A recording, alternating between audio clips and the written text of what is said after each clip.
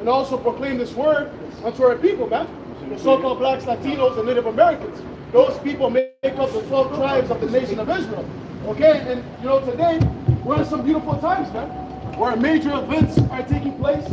Okay, a lot of breaking news is happening, especially in Babylon the Great, aka America. Okay, with the political race. All right. So hey, a lot of things are happening, man. And these things were foretold already to watch for by our Lord and Savior, man. He told us to watch for these things. That's right. Because these are the signs of what? He's drawing nigh. He's coming to deliver his elect, man. Okay? Second Ezra 15:1. Behold, speak thou in the ears of my people the words of prophecy, which I will put in thy mouth, said the Lord, and cause them to be written in paper, for they are faithful and true. Yeah, we have to speak these words of prophecy unto our people, man. Okay, we have to warn them.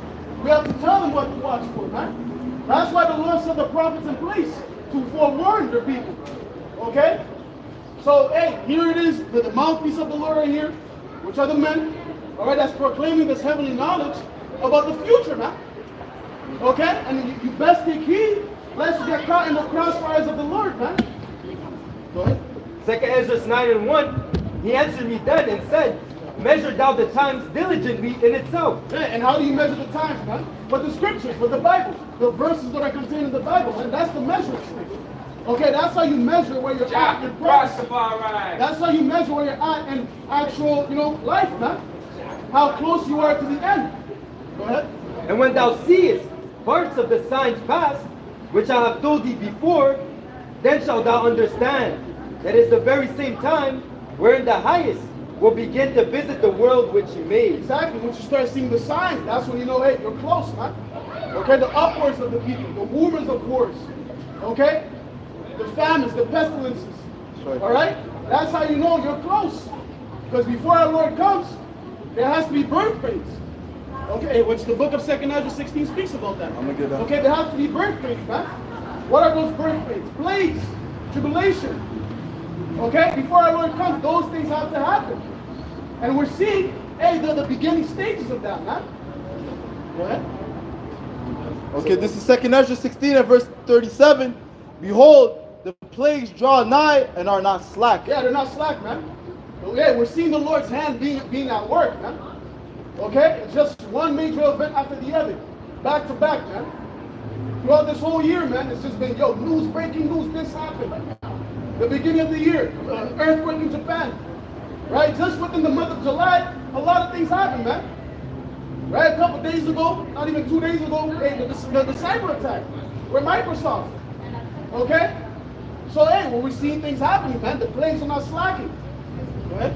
It says, as when a woman with child in the 9th month bringeth forth her son, with 2 or 3 hours of her birth, great pains compass her womb, which pains when the child cometh forth, they slack not a moment. They slack not, man.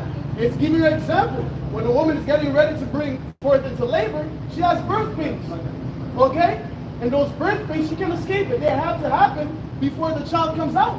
Sure. And that's the same thing with our Lord, man. Before he comes and cracks the skies and comes delivering his elect, there has to be birth pains. It's synonymous with plagues, sorrows, lamentation. Okay? Where all joy and happiness is going to come to an end. Go ahead. Even so shall not the plagues be slack to come upon the earth, and the world shall mourn, and sorrow shall come upon it on every side. See, sorrow is going to come upon the earth on every side, man. They're not going to be able to escape.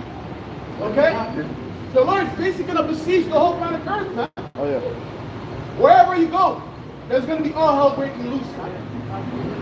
Hey, Amos 5 speaks about that. Yo, brother, get that. You know, you're not going to escape, man. Once the Lord has his eyes fixed upon you, that judgment is set for you, there's nothing you can do about it. That's right. Amos 5:18. Woe unto you that desire the day of the Lord Yahweh Ba'ashem Yahushai. To what end is it for you? The day of the Lord is darkness and not light. Yeah, it's darkness, man. Not light. Okay, people are thinking that, yo, the Lord's going to come back, everything's going to be good. You know? Nah, man. It's a very dreadful and terrible day, man. Look at all the wickedness going on. Yes. How can he be coming back for good when there's no more wickedness happening? Adultery, right? Whorism, right? Niggas being thugs and wicked, right? Selling drugs, doing all kinds of madness. Right? Yeah, me too. Nothing they do is tied to what the Lord said to do, right? In the scriptures. Yep. So how can he be coming for their good? He's only come for a few people's good, and that's the elect, period. Amos 9 and 8, just to jump in.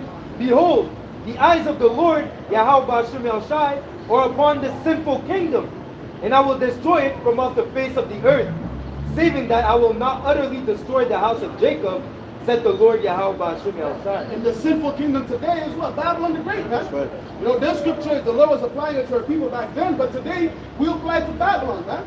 Because a lot of wickedness is happening. Babylon is basically the hub of wickedness. It's basically pushing forth the vibration of wickedness throughout all the earth, man. So of course the Lord is watching this place, and it's mad in the heavens, man. Right. What did Kamala Harris go to do over there in Uganda. Uganda, different place in Africa? She came to tell them. She didn't tell them about how we're going to help, build up the economy or nothing like that. She said, you guys have to accept the alphabet.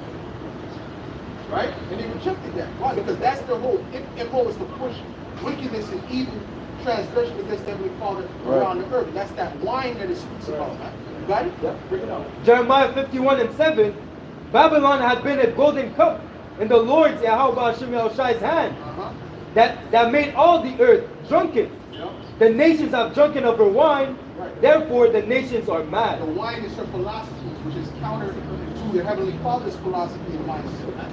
Okay? That's their MO. That's what they're saying. They're still pushing people back, headed by the Edomites. This is Nahum 3 and verse 19. It says, "No, there is no healing of thy bruise. Thy wound is grievous. All that hear the bruit of thee shall clap their hand over thee. For upon whom hath not thy wickedness past continued?" Yeah. Right. That's the question. Which nation has not been affected by the mindset of America? Right? The so-called democracy, the so-called feminism, the lewdness, right? The do what thou wilt mentality to some extent has perpetrated all these different nations. That's why I said the nations are mad. Yeah. They become mad, meaning they become crazy. If you look at how America is being run right now, it's crazy. And it's being done purposely too. Because that's all, first of all, it's part of Satanism, but also they want to break down that society. Why? Because they need chaos, order out of chaos. Right? Yeah. So they got the Democrats, the left is set up to do all this madness, and then the right is supposed to come in as some type of savior to bring in the order. But the order that they're going to bring, if they come in, is going to be complete tyranny. See, they're trying to paint it like they're for the people. They're not for the people. None of them are for the people. Either the left or the right. Okay? Go ahead. This is Revelation 13 and verse 11. That's right. "And I beheld another beast come up See, that's the hope for these Edomites. That that there's some hope for their kingdom to stand. Is somebody's fighting for them. No one's fighting for you so-called white people either, right? Okay? Your kingdom is finished. Everyone, listen, they're not for anybody, not for the so-called white people, not for the so-called Chinese, the so-called Negro, the so-called Latin. Okay? They're for the elites. Period. That's right. All right? Yep. But we don't care. We want to see the end of this place. Why? Because our kingdom is up next. That's right. And you have nothing to do with our kingdom, man. So basically your hope is lost, man. Yeah. You see what I'm saying to you? Yeah. The two-time, Esau's a two-time loser. Scripture says, he that is evil to himself, to whom will he be good? Right. So at least they're not looking out for those regular Edomites. They're only looking out for their own benefits, those that are of their own bloodline. Go ahead. This is Revelation 13 and verse 11. "And I beheld another beast come up out of the earth, and he had two horns like a lamb, and he spake as a dragon."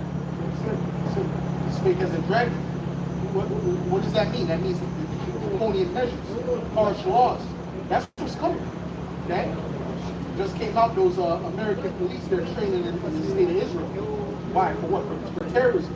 Get ready for terrorism. What terrorism are they talking about? They're talking about domestic terrorism. Meaning what? They're preparing to treat people like terrorists. Right? That deal with America, but that's going to come to Canada too. Don't think Canada's exempt London is exempt. All these different beast system places, NATO and EU countries, they're going to kind of follow suit. Okay? That's right. So what? When they treat you like terrorists, that means you have no rights. You see what's happening over there with the Syrians out there in Israel? They don't have rights according to those people. They treat them like animals out there. Why? Because they deem them as what? Terrorists, man. Yeah. And they just deem one of them as terrorists. They deem the whole thing as terrorists. Right? Go ahead, man. But that's what they're gonna do with all you citizens, man. See, that's just a listen, man. The way they're moving against them, this is kind of a forerunner of how they're gonna move against you, because of the fact that they have no rights. You're not gonna have rights for anything. Okay, because they're doing away with that. The Charter of Rights, the Constitution in America, they're doing away with all of that. Go ahead. Revelation 12 and verse 12. Therefore rejoice ye heavens, and ye that dwell in them. Right. Woe to them heavens. So the scripture saying, rejoice, you that are in the heavens. The angels rejoice. You know what I'm saying? You should rejoice because you're not on the earth for what's getting ready to come. See, these people think it's going to stay like this forever. They don't see all these signs that things are about to change for the worse. Go ahead. Woe to the inhabitants of the earth. Woe to the inhabitants of the earth, though. Right? You're blessed to be in the heavens, but woe to the inhabitants of the earth. Go ahead. And of the sea, for the devil, Which is on the earth, is on the earth. Go ahead. it says, for the devil is come down unto you, having great wrath, because he knoweth that he hath but a short So they're time. about to come down with great wrath and draconian measures, right? They're taking away these people's rights that they have now. See? Because really, even to drive a car, that's a privilege. According to the law, that's one of the privileges. It's not, you don't have the right to drive your car. That's why you need a license, which is permission. All of these different things are going to be taken away, right?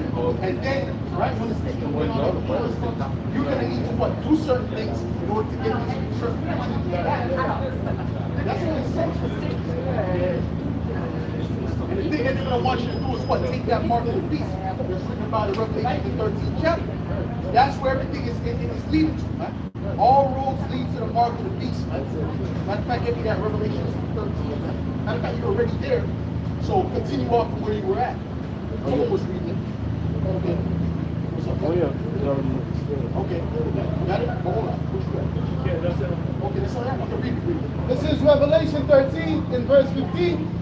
And he had power to give life unto the image of the beast, that the image of the beast should both speak, and cause that as many as would not worship the image of the beast should be killed. Now the image of the beast represents the system. Okay? You're gonna have to, in other words, you're gonna have to bow down to the system. Whatever they tell you to do, you have to bow down to the system. Right? And if you don't, you should be killed. Right? That's gonna be the sentiment. Okay? Right? And he caused And it it's gonna build up to that. It's gonna build up quick though, but it's gonna build up to that. They might start off, oh, come on, you know, it's not right, you know, they're gonna start shaming you, but then all of it's gonna be back to it. You wanna be part of society, you gotta take this. If not, that will come. See? You can live under, because even that guy, that's the head of the Bank of Canada, right? One of the top men of the Bank of Canada, Stephen something, I can't remember his last name. But basically he said, yeah, for a certain period of time, when we implement this system, there's certain people that are going to be living under the grid. That's going to be us and brothers that the people that don't want to take the chip, right? But after a while, we're going to blow that up. Meaning what? They're going to get rid of that too. They're going to come down on those people as well. Okay? If I may say, because Esau, he's crafty. Oh yeah. Well, he's going to present it out. He's going to make sure at first you're dependent on him. He's going to make it that if you don't have this thing, you can't do anything. You can't move, you can't drive, you can't get your groceries. Yep. So you're going to have to go to him to take it. You know? Yeah. And if you don't, hey, he's going to come and show his true nature and just kill your ass, man. Well, why do you think they're pushing this electric car? Because they want all the people to have those electric cars where they can turn it off when they don't pay. And that's happened to people. They didn't pay their bills, their car just shut down. And they can't turn it off. They can't turn it back on. That's why they want you. That's why they're pushing for it. It's not because they care about the ecosystem. They care about the ecosystem. There'll be trucks and jets and stuff flying around that's burning gas when they have the technology to not use fuel that destroys the earth? No. Okay? The reason they want you to get to that electric thing is because that's all part of the Internet of Things. That's right. Where they can control it. That's right. It's all about control. That's right. Go ahead. That's going to be one of the major benefits for them for the MOTB. Right. They're going to have ultimate control on everybody's movements. Yep. Like they have over there in China. What do you call that? Credit system. The social credit system, the water. That's right. So they know everybody's movements. Yeah. That's right. Yeah, and you won't be able to. You can't take the train in China if you do certain things, right? If you get to an argument, blah blah blah blah, and with the police, and you say "F you," and stick the middle finger, you might lose such amount of points, and then you can't take the metro. Yeah. You can't drive a car. You can't do certain things. You can't, you won't sell certain things. So that's complete control. Yeah. I'll say this too. Even in China, there's police officers inside those metros. Gradual thing, Even in that show Black Mirror, there's an episode where it shows you basically how the world that Esau wants. Right. Where the girl was an episode where basically your life was revolved around the amount of points that you get. Right. And if ever those points go down, the luxuries that you had, you can't do them no more. Yes. Like taking the bus, or going to the restaurant. People are gonna see, oh, she's in the minus 10,000, so we can't serve her, right? Like when she went to the airport, she's gonna go to the take the flight as well. She didn't meet the quota, right? She's a criminal. And another thing with that is that the people didn't want to be around her. Yeah. Because of that reputation of having a low score. Yeah, that's right. If you weren't up, if you had a low score, they didn't want to be with you because that could be them. Right. That could give them a bad thing. See? So this is what's coming. This is coming to this society. Yeah. Right? They think it's going to continue like this. No. Right? There's a great reset getting ready to come. Go ahead, read. Verse 16, and he caused it all, both small and great, rich and poor, free and bond, to receive a mark on their right hand or in their foreheads. Now the word for mark is karana, meaning something physical, something stamped, something cut, something sculpted, which is a physical thing. I show you it's a physical thing. Now, when you go to the root word karax, right? It's a palisade, right? Which when you look at the device to put the chip inside, it looks just like a palisade. That's right. That's not by coincidence. Right? That's spiritual. The Heavenly Father had it that way for a reason, man. Okay? Right? And that no man might buy or sell, save he that had the mark or the name of the beast or the number of his name. So you're not going to be able to buy and sell. And if you can't buy and sell, you can't do anything. Everything is tied to money. Your license, you got to pay your license, right? Every insurance, you got to pay that, right? You got to pay for gas, right? You got to pay for food, right? Or if you have an apartment, you got to pay for that, right? So everything requires payments. We're subject to payments. That's right. And then if you can't pay, you can't do anything. Right. So this is why they're setting up that system around buying and selling. Yeah. Right? Which is tied in with the scriptures. Where's this in the Quran, man? Yeah. Huh? See, the Bible gives you all the prophecies that you need for these latter days, man. Right? You just need the right people to break it down to you, man. Go ahead, bro. This is Revelation 3 and verse 10. Because thou hast kept the word of my patience, I also will keep thee from the hour of temptation. Right. And the main hour of temptation is when they make that mandatory. Yep. When they make the microchip mandatory. That is the hour of temptation, meaning the time of temptation. Right? Where it's gonna be, listen, you're gonna take this and you're gonna die. Which one? Yeah. You're gonna take this and you're gonna eat. That's it. Right? And the ones that believe on the Yahweh wholeheartedly, he's gonna put it in their mind not to take it. And he's gonna take care of them when they need it. Okay? And that's the true test for real. Because really, that's when, Esau's going to attack your necessities, man. And that's where your faith is going to be proven. Are you going to go to Esau for the one about things, or are you going to trust in the Lord that he's going to provide? That would show your mind is not here in this world. Your mind is on the heavens. Right? For you to reject that and to continue on and say, I don't care. Okay, you can't buy food, you can't do this, you can't do that. I'm still not taking it. And I'm going to survive this. That's why right? That shows that your mind state is not here on the earth. Because to these people, the It's like I have no choice. I have no choice to take it. Right? Go ahead. Matthew 6 and 19.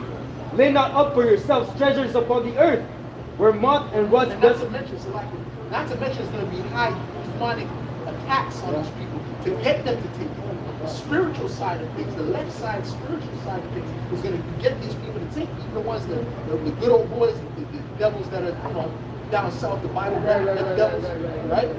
Nah, I'm not taking that. I'm not bowing that. Right? The demons are going to make them bow down.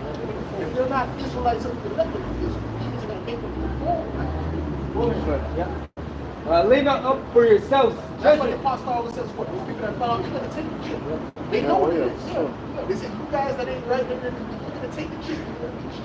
Because the left-hand energy is going to make it, it's going to push you to the pressure is going to be hard on the pressure. The spiritual pressure. Too much pressure. The physical and the spiritual pressure. Pressure from the Lord. That's right. Because the Lord, the scripture Don't says, say Salaki, please. the scripture says, the Lord has given them a reprobate mind, which is a rejected. Yeah.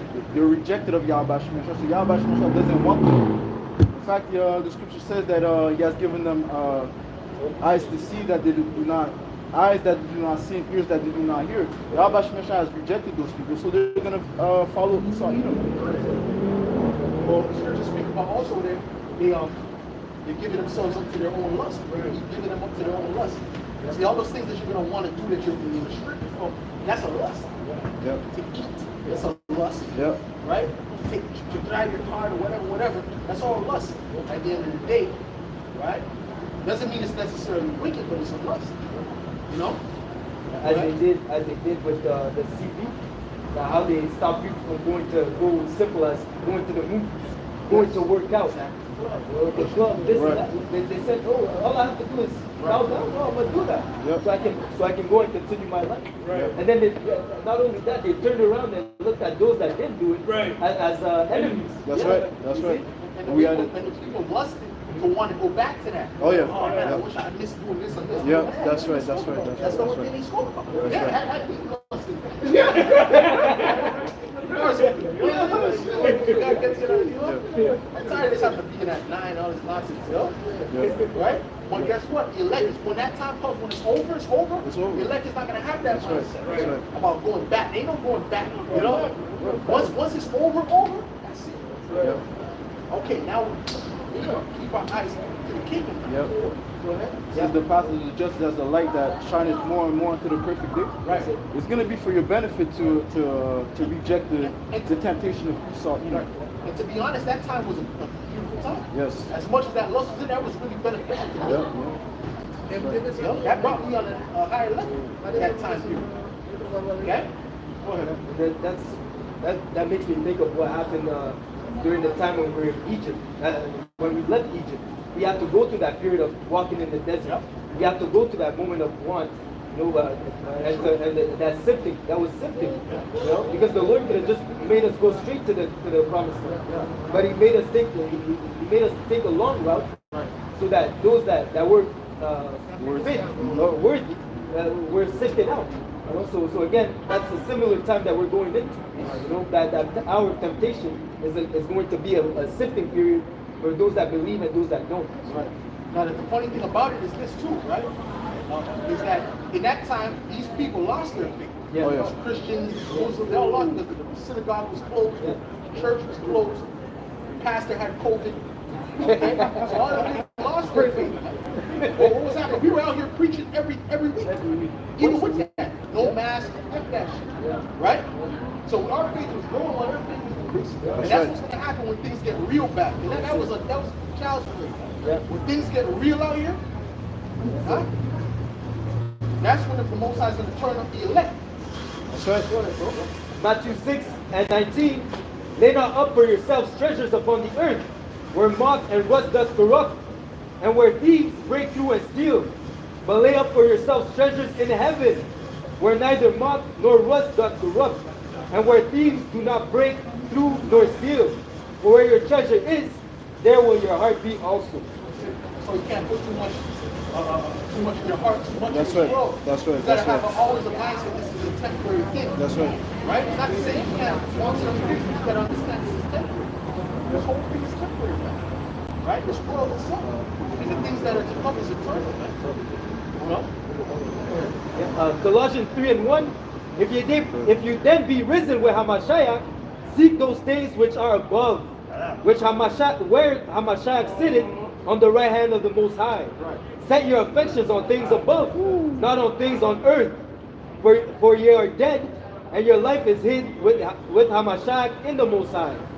When Hamashiach, who is your life, shall appear, then shall ye also appear with him in glory. Yeah, because your security shouldn't be in the things of the money, you know, land or something. That shouldn't be what your security is in. Your security should be in Yahweh Shah, right? Like that individual in the parable where he said, oh, I have enough for my life and so on and so forth. Yeah, give me that real quick. Right? You can't have that mindset moving forward because we're coming to a time where all of that's going to come to an end anyway. Right? So if you have the mind that this is it, right? If you have a mindset that this is it, guess what? You're going to fall in that time. Like Anton Gagnon. Right? He's going to take it. He might take two chips. One in the right hand, one in the forehead. One in both hands, you know? Luke 12:16. Luke 12:16. And he spake a parable unto them, saying, the ground of a certain rich man, brought forth plentiful. And he thought within himself, saying, what shall I do? Because I have no room where to bestow my fruits. And he said, this will I do. I will pull down my barns and build greater. And there will I bestow all my fruits and my goods. Right, that shows you he wasn't satisfied. You wanted more. And I will say to my soul, soul, thou hast much goods laid up for many years. Take thine ease, eat, drink, and be merry. Take that ease because he had his rest was in the money. It was in that bread. His rest was in it. His rest was in that money. Now take that ease. Now you can relax. Right? Right? But the Most High said unto him, thou fool, this night thy soul shall be required of thee. Right. Then who shall those things be which thou hast provided? Right, so that means what? He didn't even get to enjoy that. Right? In his mind, that was a security, but he didn't get to enjoy that so-called security. And that's what's getting ready to happen to the majority of these people. They may have a certain amount of money. Hey, when all hell breaks loose, certain people are going to have a big savings. A lot of people are going to have big savings. Right? Some people are going to have going to millions, tens of millions, hundreds of millions. Right? Billions. Right? But when that system transitions, that's not going to mean anything. When that money's worthless, it's not going to mean anything. Right? When they do away with this financial system. So all that stuff that we were hoping on, oh, should we speak about the wicked tone? It's like shaft. The witness hope, you know, witness hope is not something like that. It says here, so he that laid up treasures for himself is not rich toward the Most High. Okay? You got people got a mindset. See, brothers got a mindset of you got a certain amount that's a lot. You're going to disperse it. You know what I'm saying? You're going to disperse it. We'll do things with it. But the way they have it, they have 100,000. Just keep it there. Just keep it there for you. It's not going to work, right? I mean, you could keep it there, but I mean, if you have your security, your mindset with that, This is the wisdom of Solomon 5 and verse 14. For the hope of the ungodly is like dust that is blown away with the wind, like a thin froth that is driven away with the storm, like as the smoke that is dispersed here and there with the tempest, and passeth away as the remembrance of a guest that tarrieth but a day. Yeah, but that's it. That's the wicked. Okay? But the righteous is something different. The righteous is hope is firm, right? Okay? Well, quick, this is 1 Timothy 6:6. But godliness with contentment is great gain. For we brought nothing into this world, and it is certain we can carry nothing out. Right. That's it.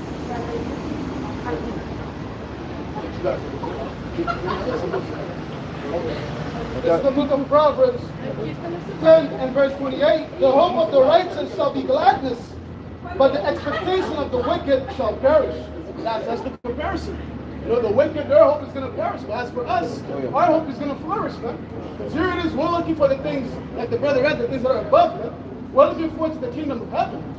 And that hope is a sure hope. These things are going to happen. Oh, yeah. But as for the rest of the hope of these people, thinking that, oh, I'm going to have my career, have grandkids, right? You know, have this amount saved for any rainy day.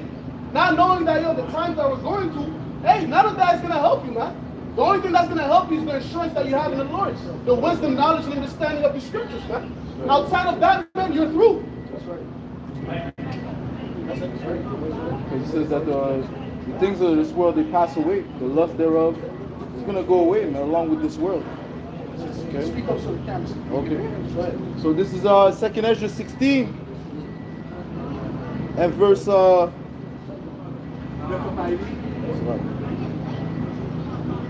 and verse 40. Oh my people, hear my word, make you ready to thy battle, and in those evils be even as pilgrims upon the earth. So when they come down with that great wrath, right, we're gonna have to be as pilgrims. Right? Go here, look at the word pilgrim. Look at the word pilgrim. Okay, the blue letter. All right, and then look it up in the website. You understand what I'm saying? Yeah. Oh, that was the about. Okay, so the definition of the website. He that selleth, let him be as he that fleeth away, and he that buyeth as one that will lose. He that occupieth merchandise, as he that hath no profit by it, and he that buildeth, as he that shall not dwell therein. It's all because your mindset is temporary, man. This is what I'm saying. Your mindset is this stuff is temporary. It's not this is the end all be all, man. This is corruptible. This is temporary. You know, and enough times y'all might show shine gas and see us coming in. Enough times y'all might show see us temporary. That's part of the lesson we're getting, right? Go ahead. This is the word pilgrim in the regular Google definition. It says a person who journeys to a sacred place for religious reasons. Traveler or wanderer like a pilgrim. Yeah, vagabond. Right? You just going from here to here and here. Right? But that's what Yahushua did. Yahushua was moving around. He was all over the place. Right? Paul was all over the place. Okay? Go ahead, bro. Mark 13 and 14. But when ye shall see the abomination of desolation spoken of by Daniel the prophet, standing where it ought not, let him that readeth understand. Then let them that be in Judea flee to the mountains, and let him that is on the housetop now go down into the house, neither enter therein to take anything out of his house. Let him that is in the field not turn back again for to take up his garment. So be on the move. So when all these things happen, be ready to go. So to qualify that, that's going back to 70 AD. Yeah. Right? That's going back to when the Romans besieged Jerusalem. Right? The type was coming because the mindset got to be the same in the sense of just keep it moving. This is over now. You know, it comes to the time where it's over. Let me say, if you're not detached now to the world, when the time comes, it's going to be hard for you to detach yourself. You know, you're going to go through what they call the withdrawal symptoms. You know, because like you're solely invested, your energy was in this, and now it's taken away, so you just threw. You're like, oh shit, what am I going to do? My car is gone, oh, my business is destroyed. But when you had that business, you had the mindset that, yo, at any time the world could take it away. Because that's the times that we're approaching that. You should be imagining yourself without it. You should be having those thoughts, you know, when all these things crash. Okay? You play that in your mind so you know, hey, we're being prepared spiritually by going through these prophecies. Okay? Knowing what's to come. That's why the scriptures speak about it's not going to be unto us as a thief in the night. To them it's going to be to the rest of these people out there. Because they don't understand the prophecies. So when it comes, they're like, oh, what's happening? You know? Yeah, so the scriptures say, remember Lot's wife. That's what I got. Okay. Because, Luke 17 and Isaiah 31. On that day, no one who is on the housetop with possession inside should go down to get them. Likewise, no one in the field should go back for anything. Remember Lot's wife. Whoever tries to keep their life will lose it. In other words, when it's over, it's over. It's over. That was just the particular end of the show. I don't remember which one it is, but right. So when when it's over, we're gonna know. Okay, now it's the time. That's right. It's the time. We're gonna know. Okay? It's a sit now. It's not. There's no backwards. You understand what I'm saying? Go ahead. Luke 14 and 26. If any man come to me and hate not his father. But then you're gonna have people that's gonna want to get back that money. They're gonna argue you got that life. Oh yeah. No, there's a bonus on top. Yeah. Okay? Let's just bow down to what we got going on, which is what the micro seeds. Huh? Yeah. Luke, because when Yahushua sent away his disciples, he asked, "Did you have need of anything?" Yahushua is going to make sure that we have what we need that's in that time. Yes. Yeah, and even more. And even more. So it says, in the time of trouble, you shall have abundance. Yeah. Right, so he's going to take care of his men. That's right. Right, he's going to take care of the men that's rocking with him, and that's where the true power is going to lie. That's right. See, basically in that time, we're going to have the power of the elites, like this compared to this. Because Yahushua is going to fulfill it. That's right. That's right. You understand what I'm saying? So when everyone is destined, like the saying goes, in the land of the blind, the one-eyed man is king. That's what it's going to be for the elect, because these people are going to be fruitful. Yep. No hope whatsoever. Okay? Yep. Nowhere to turn. Huh? Yep. But for some reason, everything is just landing in our hands. You see, the elect had a dark cloud over like that. Right? But guess what? In that time, the elect was nothing but, so I don't want to use the word luck, but you know what I mean? So good fortune is going to happen to the elect. What's similar to that? What that parable about Lazarus and the rich man. Remember down in your life, you had good things. You know, you despise Lazarus, but now you think how he's comforted, and you're going through hell. Roughly paraphrase. You know, and just another thing that I thought. But qualify that. That's in the kingdom, right? That's in the kingdom. But even before that, like the brother said, in the days of evil, we're gonna have abundance, right? So when people are there starving, by having eaten in weeks, okay, as it says, wisdom and knowledge shall be the stability of our time. Okay, we're gonna be protected because we put our trust in Yahweh. Just as it says. I've never seen the righteous forsaken or begging bread. See begging bread. So what? In the time where these people are hungry, we're gonna be fed. And in that situation, he that has food is king over the rest of these people. You're gonna prefer that over $10 million check now. You're gonna prefer in the time of the famine, you're gonna prefer that situation of being fed in the time of the famine over a $10 million check. That's right. Right now. Yep. See what I'm saying? Yep. It says of I believe it was Elijah, the Lord fed him and he was good for 40 days. See? So the Lord can make it so you're not even hungry. Yeah. Your body's functioning normally. That's right. As if you're getting sustained. Matthew 6 and 26. Behold, the fowls of the air, for they know not, neither do they reap, nor gather into barns. Yet your heavenly Father feed them. Are you not much better than they? No matter what the seed goes, someone's going to drop some. Someone's going to, no? Someone's going to be eating sandwich and leave the rest there. Somewhere. And how much more do you left? How much more do you left? That's all orchestrated by God. The Lord might just bring, manna back, man. Yeah. To feed his elect that time. He's special type of manna, man. Yeah, who knows? I can see some cars shucking it up.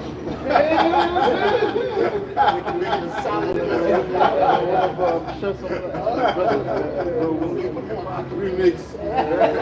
He has some cheese. You don't even know. How it tastes.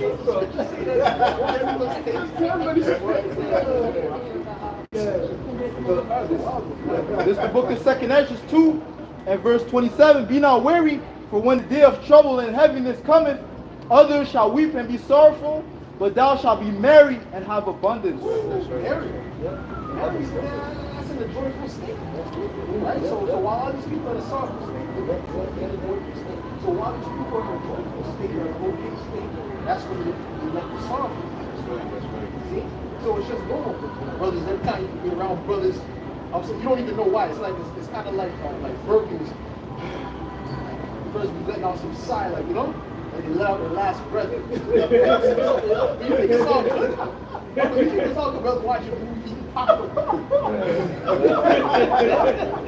That's that condition, man. That's that condition. That's it, bro. You know what it's all about. Yeah. You know what it's all about. Yeah. You can relate to the brother. They relate. But it's all random. It's like random, you know? Because you was like, was laughing, joking, and all of a sudden 5 minutes later. Because even the laughter the hardest means sorrowful. Hold on, brother. Hold on, brother. You got it. You think you got it? You got it, right? That's right. This is Proverbs 14 and verse 13. Even in laughter, the heart is sorrowful. Right. And then if that mirth, Heaviness, that's it. That's what your birth is heaviness, man. Because then you got to come back to that reality.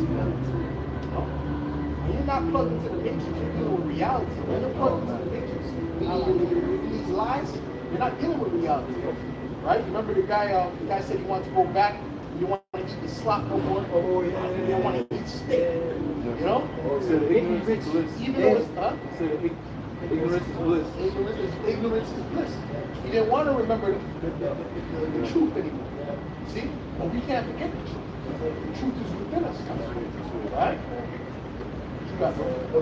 It says here in Job 5 and 24, at destruction and famine thou shalt laugh. Neither shalt thou be afraid of the beasts of the earth. Destruction and famine thou shalt laugh. Right? Neither shall we be afraid of the beasts of the earth. So we're training our faith now, man.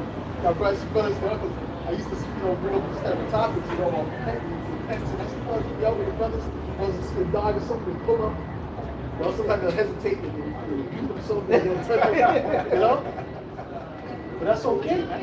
Because what? Faith is being built up, man. Right? But guess what? The Lord will turn it up, man. Different ways. All we need to do is see that the Yahweh Shemel Shai is with us. That's right. Different ways, man. Right? The Yahweh Shemel Shai can show us that anytime we go another higher level that He's with us. Right? Because remember, what was that? Not Jephthah. It was Gideon. Right? The little Gideon, right? He wanted to see them signs that the Lord was with him. So he said, "Oh, do this, turn this." He said, "You could get it." Right? He asked him to do a series of things to build up his All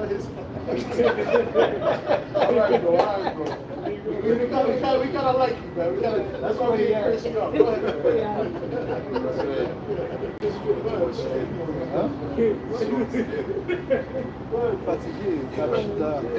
No, but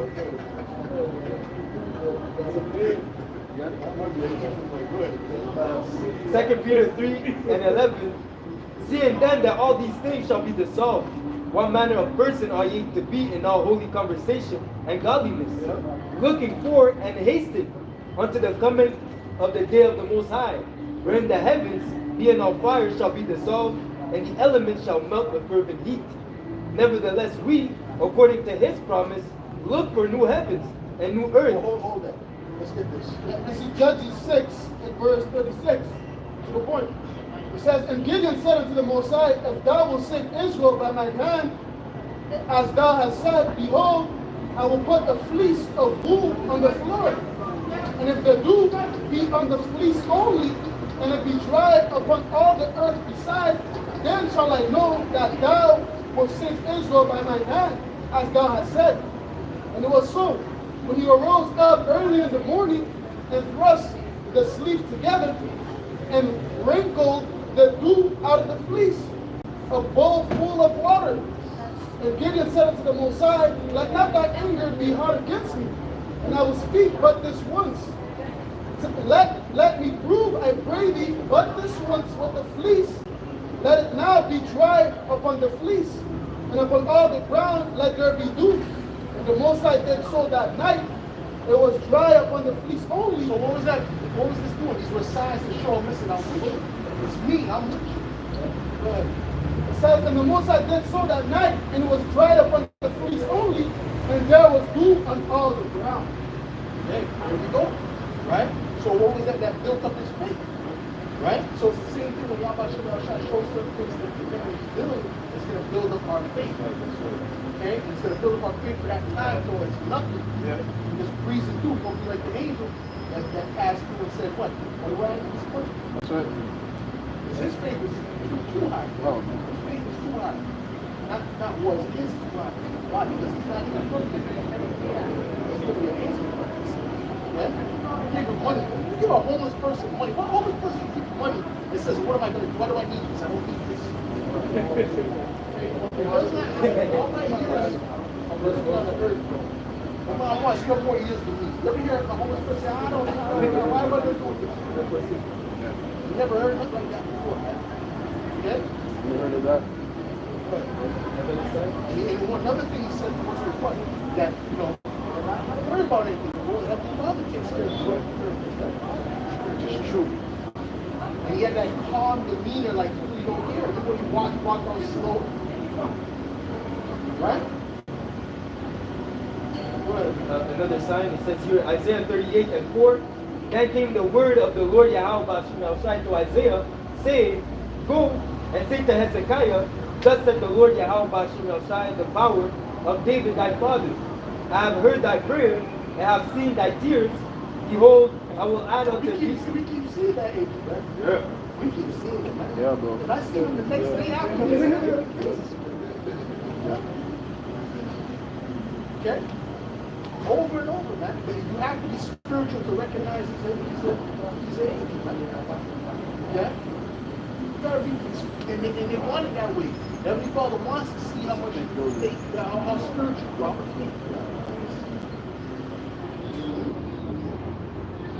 Yeah, it says here, and now, behold, I will add unto thee 15 years. Well, Yahweh Shai was testing the disciples.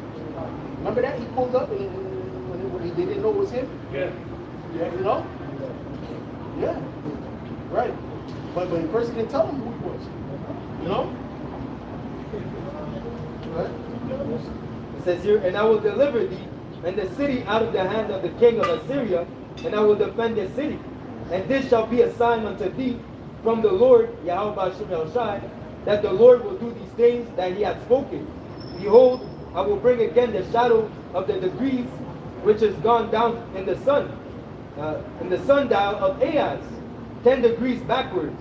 So the sun returned 10 degrees, by which degrees it was gone down. Manipulated time. That's time travel. Okay? So I need to receive, but Yahushai, when they were fishing, he changed his he came in a different body. They didn't recognize him when they were fishing. He said, "Cast the fish," and then more was, and then also when the two men of the Lord were walking, and he came in a different appearance. So multiple times Yahweh Shai came in a different appearance, man. So these are all signs that Yahweh Shai is always with us, man. Testament. That's right, testing our faith, yeah. That's right. Alright, okay, we got another song. Okay, this is the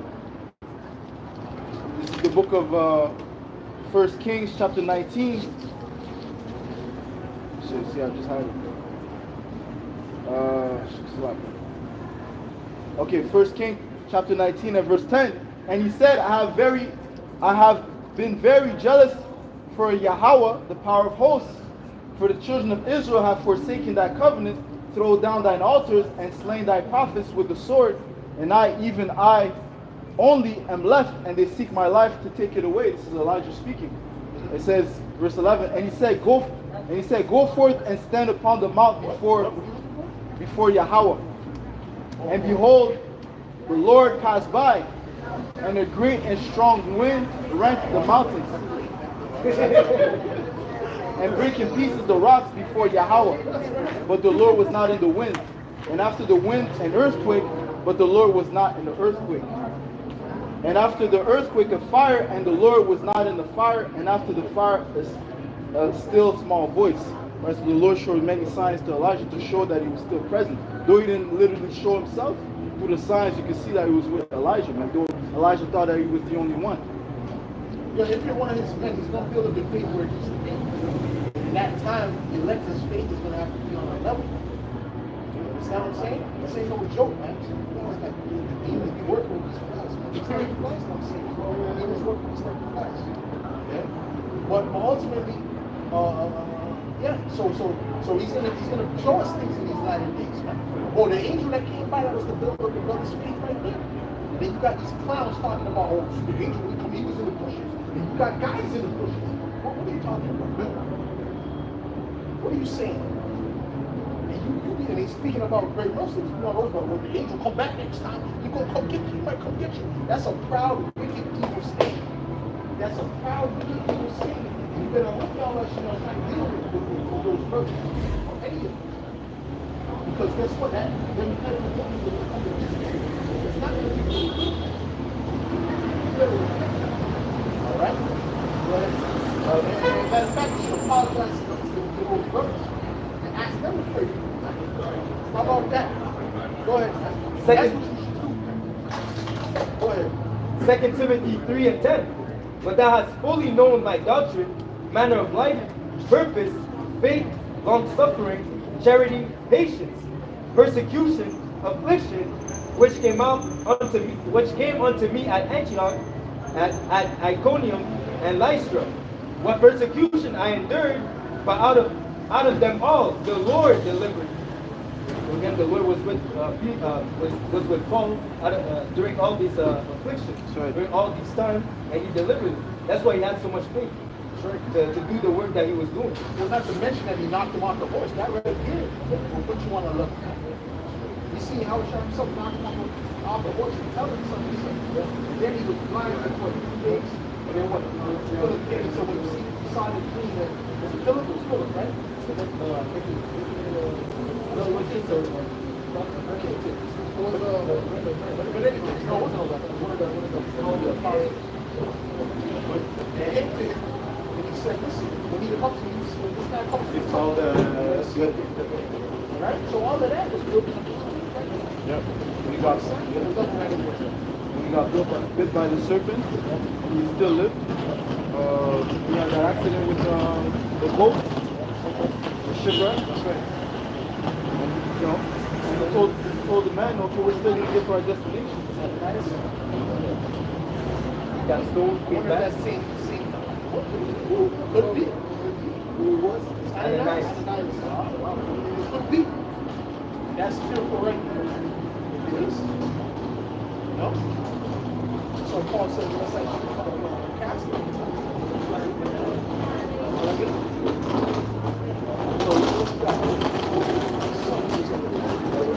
To finish, it says, yeah, all that will live godly in Hamashach, Yahushai, shall suffer persecution. boss level. Let's see on that. When I was auditing instrumentation, like they were so much. This is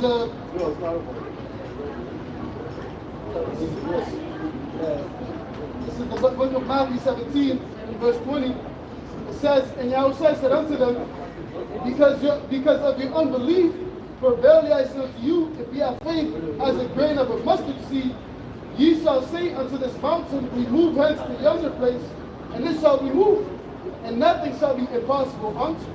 It starts with faith. Okay? You have to have faith, man. Without faith, it is impossible to please the Lord. Right? You have to believe that He's able to, through you, or that He's able to do these things. Right?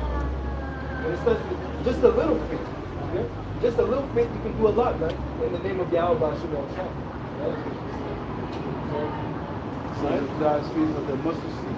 That shall remove this mountain.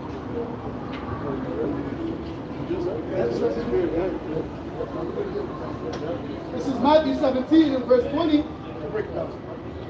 says, and Yahushua said unto them, because of your unbelief, for verily I say unto you, if ye have faith as a grain of a mustard seed, ye shall say to this mountain, remove hence to yonder place. Right, so so if you don't have faith, you're not going to be able to do certain miracles, healing, you know, healing the sick, so on and so forth. You need that gift of faith. Truly, it is a gift. Scriptures tell you that, man. Okay, go ahead. But with faith, you can do all things, man. You can do, go ahead. And they shall move, and they shall remove shall release dead. And nothing shall be impossible unto you. Nothing shall be impossible to you because what? You do it through the name of Yahweh Bash Yahweh Shai. Okay? Yahweh Shai said that, man. He says, with man this is impossible, with the Most High all things are possible. And Yahweh Shai said, says, all things that you shall ask in my name, I will do. Okay? Right? Well, Peter was able to walk on water because he believed. Okay? So through belief, through faith, you can do things that are not conceivable for the mortal mind. Right? Again, that's speaking of how beforehand the apostles, the disciples were able to chase out a demon, to cast out a demon from a person. Yahushua was telling them that some demons come out from fasting and prayer, but also their faith had to be built up. You know, so because again, later on in the book of Acts, you see how Peter, even just his shadow, was able to heal people. Sure. That's a great level of faith, but it all starts from your faith being built up. You know, as I said, as a mustard seed.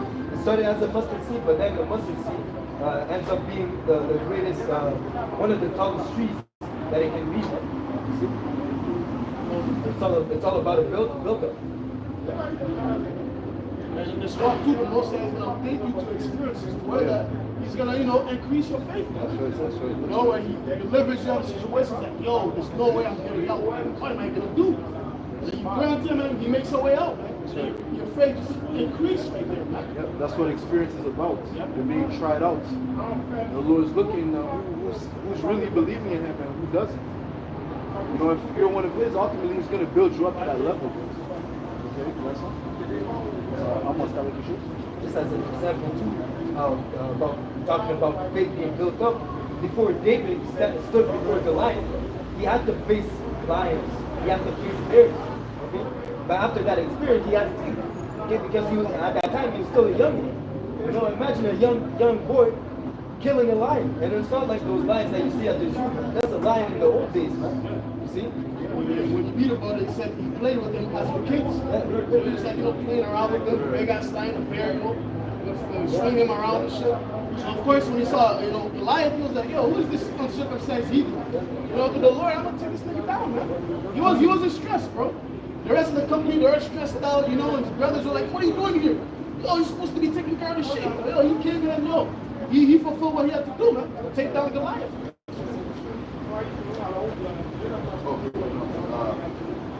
Luke 10 and 19.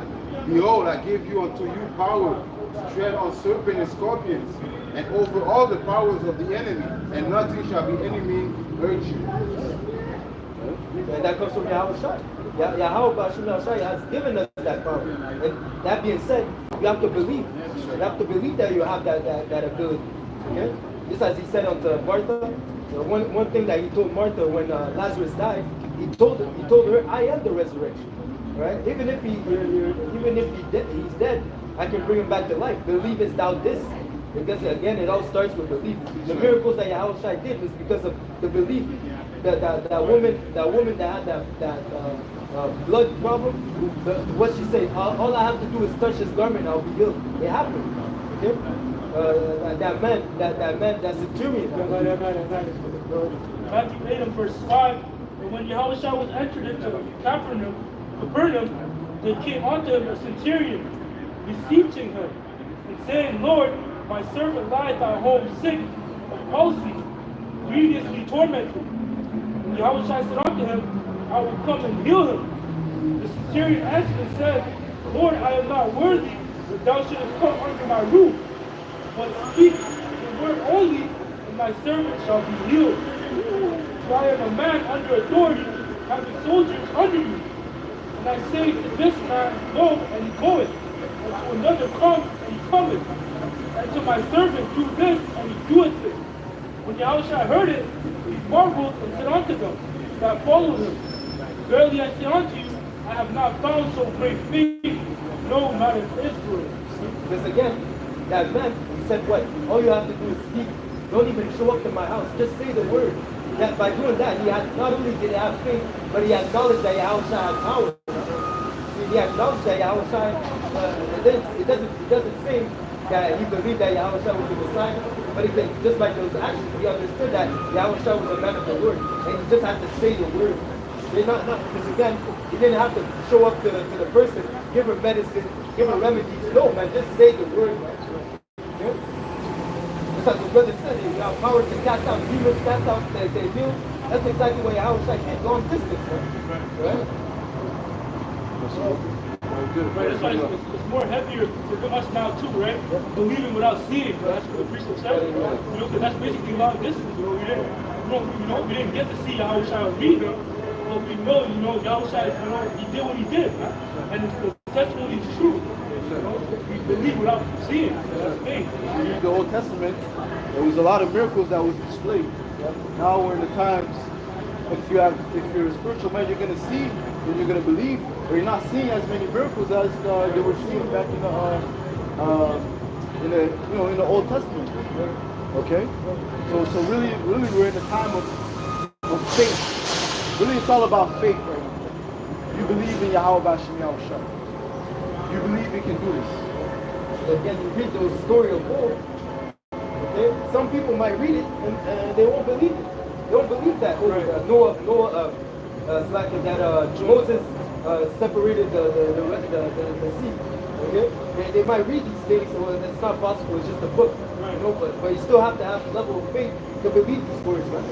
Okay? And these words have to resonate with your spirit to make you understand that it actually happened. And just as these things happen, salvation is going to happen as well. This is the book of John 14, verse 12. It says, Verily, verily, I say unto you, he that believeth on me, and the works that I do, he shall do also. And greater works than these shall he do, because I go unto my Father. That's right. So again, it starts with belief. The things that Yahushua was doing, we're going to be able to do also, his men, because they had faith. Right? It all starts with having faith. We're going to do greater. Right? So it's again, so Yahushua did what? If you enumerate some of his miracles, he multiplied the bread and the fish. Okay, he fed thousands. Okay, we're going to be able to. That's why it says in famine we're going to have abundance. He walked on water, changed the water to wine. He rebuked the wind. He healed the sick. He allowed the blind to see. Right? So he brought back the dead he brought back the dead to life. Okay, so you might be able to have that power. Do greater. Some people you might end up seeing, let's say, your family member being put to death in someone, okay, the army leaves and you're able to bring them back to life like nothing happened. You see? But all that is going to be for the exaltation of Yahweh Bashir, not for your own advantage. I was going to ask you point too, because there's even other works that Yahweh did. You know, that's not accounted for. You know, it speaks about that in John, the last chapter, the last verse.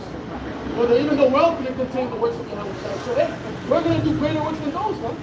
Especially in the times to come. Because, you know, as Esau is being intensified, you know, the left-hand side is bringing out, you know, the Lord is strengthening him. The Lord's going to have to strengthen the right-hand side too. You know, with that spiritual power within his men.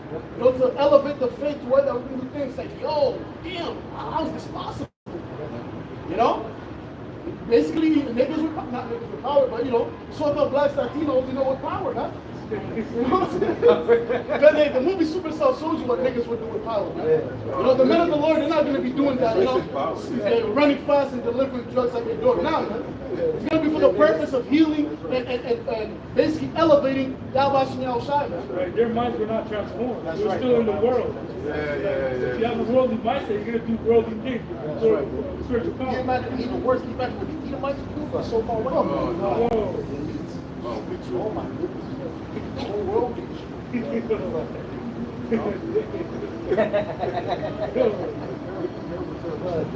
Anyways, where you from, bro? Where you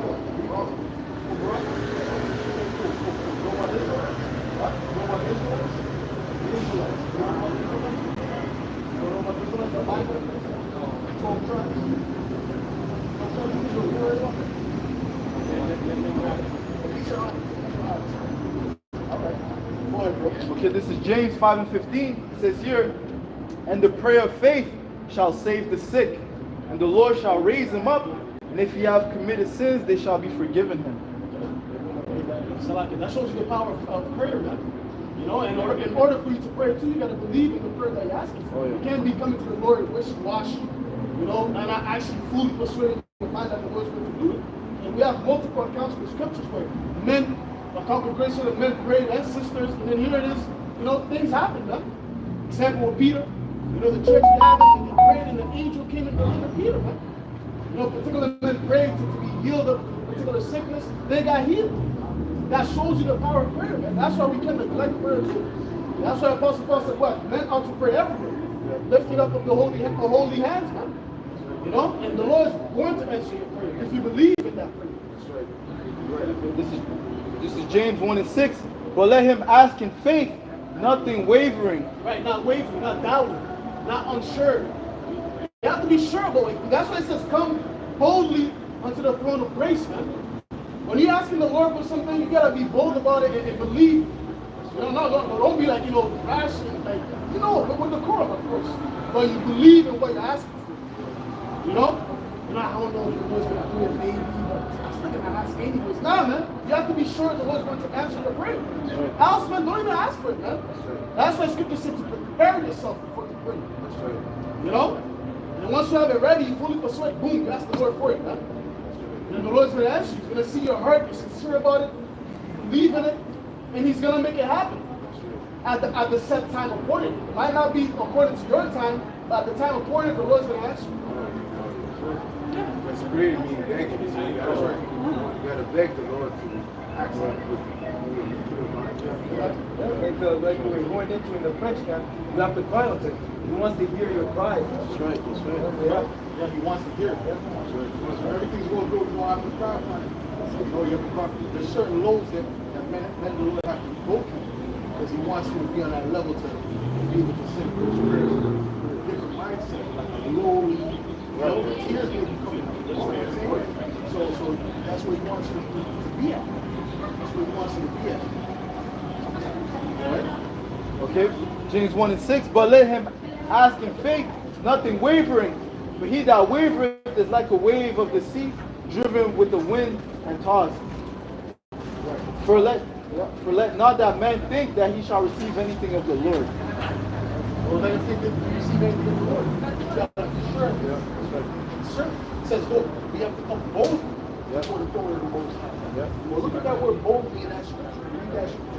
But And more it says, a double-minded man is unstable in all his ways. what? Yeah, we'll also got the real quick. It says that whatsoever is not of faith is sin. So the doubt in the Heavenly Father and the Son Yahweh is actually it's a sin. Go ahead, read up. Hebrews 4:16. Let us therefore come boldly unto the throne of grace, that we may obtain mercy and find grace to help in time of need. You got to go boldly before the throne of grace. The throne of Yahweh. All right? Now look at that word boldly. Yeah, this is the word boldly in the blue letter. In the Greek, it says meta. It says with, after, behind. Strong's definition. It's not even good. Go to the definition. You know what year? Yeah. This is the definition of boldly. The regular Google definition, it says, in a confident and courageous way, showing a willingness to take risks. Confident. What? And courageous way. Yes, boldly. You got to go confidently to the Lord, right? Meaning with faith. Now, we know what confidence is. We know what confidence looks like, right? That's with faith. Right? See what I'm saying? Go ahead. Second definition, it says, in a way that is characterized by having a strong, vivid, or clear appearance. In other words, you come with clearness. You know, not like Brother Red, basically wishy-washy. So you have to have a clear mind of what you want, man. No? Okay, this is the book of 2 Timothy 1:7. For the Most High has not given us the spirit of fear, but of power and of love and of a sound mind. Just as the word gives us the spirit of faith, and understanding that the words that are written are going to come to pass. We have to believe in that. We have more sure words of prophecy. Right? So that's our anchor that keeps us rooted in the truth, knowing that everything will happen. Just as the evils will come, salvation will come, and help will come from Yahweh Shai, as long as we obey Him and serve Him. Defend Jerusalem. Okay, and passing over it, He will preserve it. Just like the Lord preserved David in all his throughout his whole life. The book of Ecclesiastes 35 and verse 17. It says, the prayer of the humble pierceth the clouds. Until it come nigh, he will not be comforted. Right. So when you pray, those angels are hearing those prayers and sending them to the Heavenly Father and His Son Yahweh Shai. Okay? Go ahead. It says, until he come nigh. Ecclesiastes 35 and verse 17, the prayer of the humble pierceth the clouds. Right, the humble, okay, the meek, the man that is lowly, okay, and that puts his hope in Yahweh Yahweh Shai. Go ahead. It says, until he come nigh, you will not be comforted, and will not depart till the Most High shall be able to judge righteously and execute judgment. So he's going to remain in his faith. Okay, he's not going to go seek another idol because he hasn't come. Well, Saul did that, man. He lost faith. Okay, and that was a stumbling block unto him, man, which caused his downfall, man. Okay, that's what the hour of temptation is. The Lord wants to see who are you going to rely on. You gotta have that same mindset as Joshua. Who will you choose this day? Okay, it says, as for me and my house, we will believe in Yahweh Bashem Yahushai. Okay, well, it says also of Caleb and Joshua that they had a different spirit in them. Okay, they came to spy out the land. They weren't scared. They were full of faith in Yahweh Bashem Yahushai that we could take over these Hamites, man. No matter their size, they weren't worried.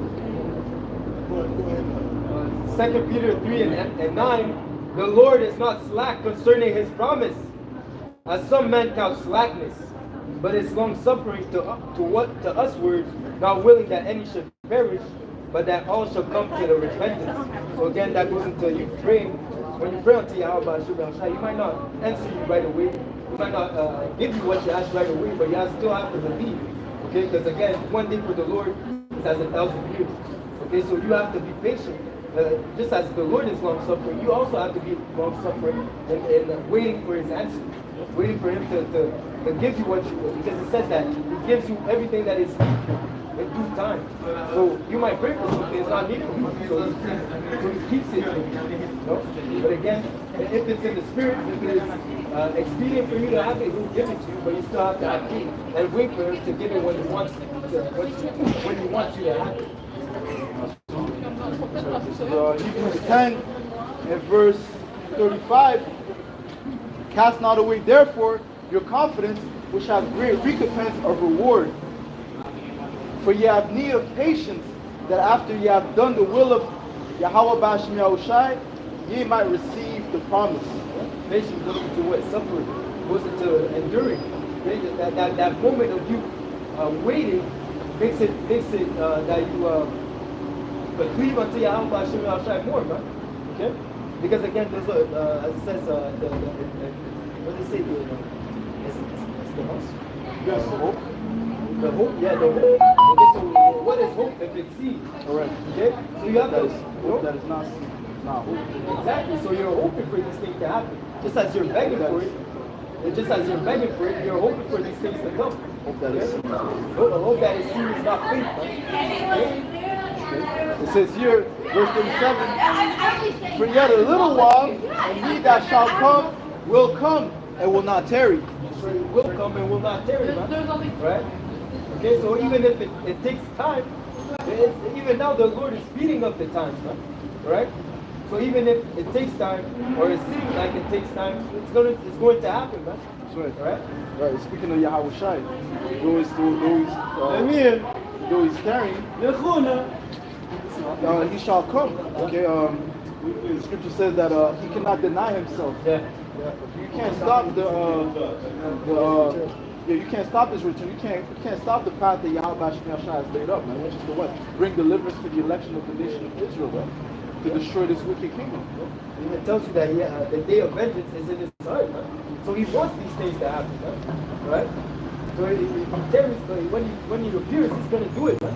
And that's what he's coming swiftly. Okay? He swiftly will avenge his people. Right? If you really look at it, the Lord's time, bro, the Lord's answering our prayers fast, in a millisecond. Most certain prayers, man, don't take like a few seconds, sometimes a few minutes, if you do the calculation. It's like the brother quoted, 1,000 years for us is one day for the Lord. So really, our prayers are being answered like this, man.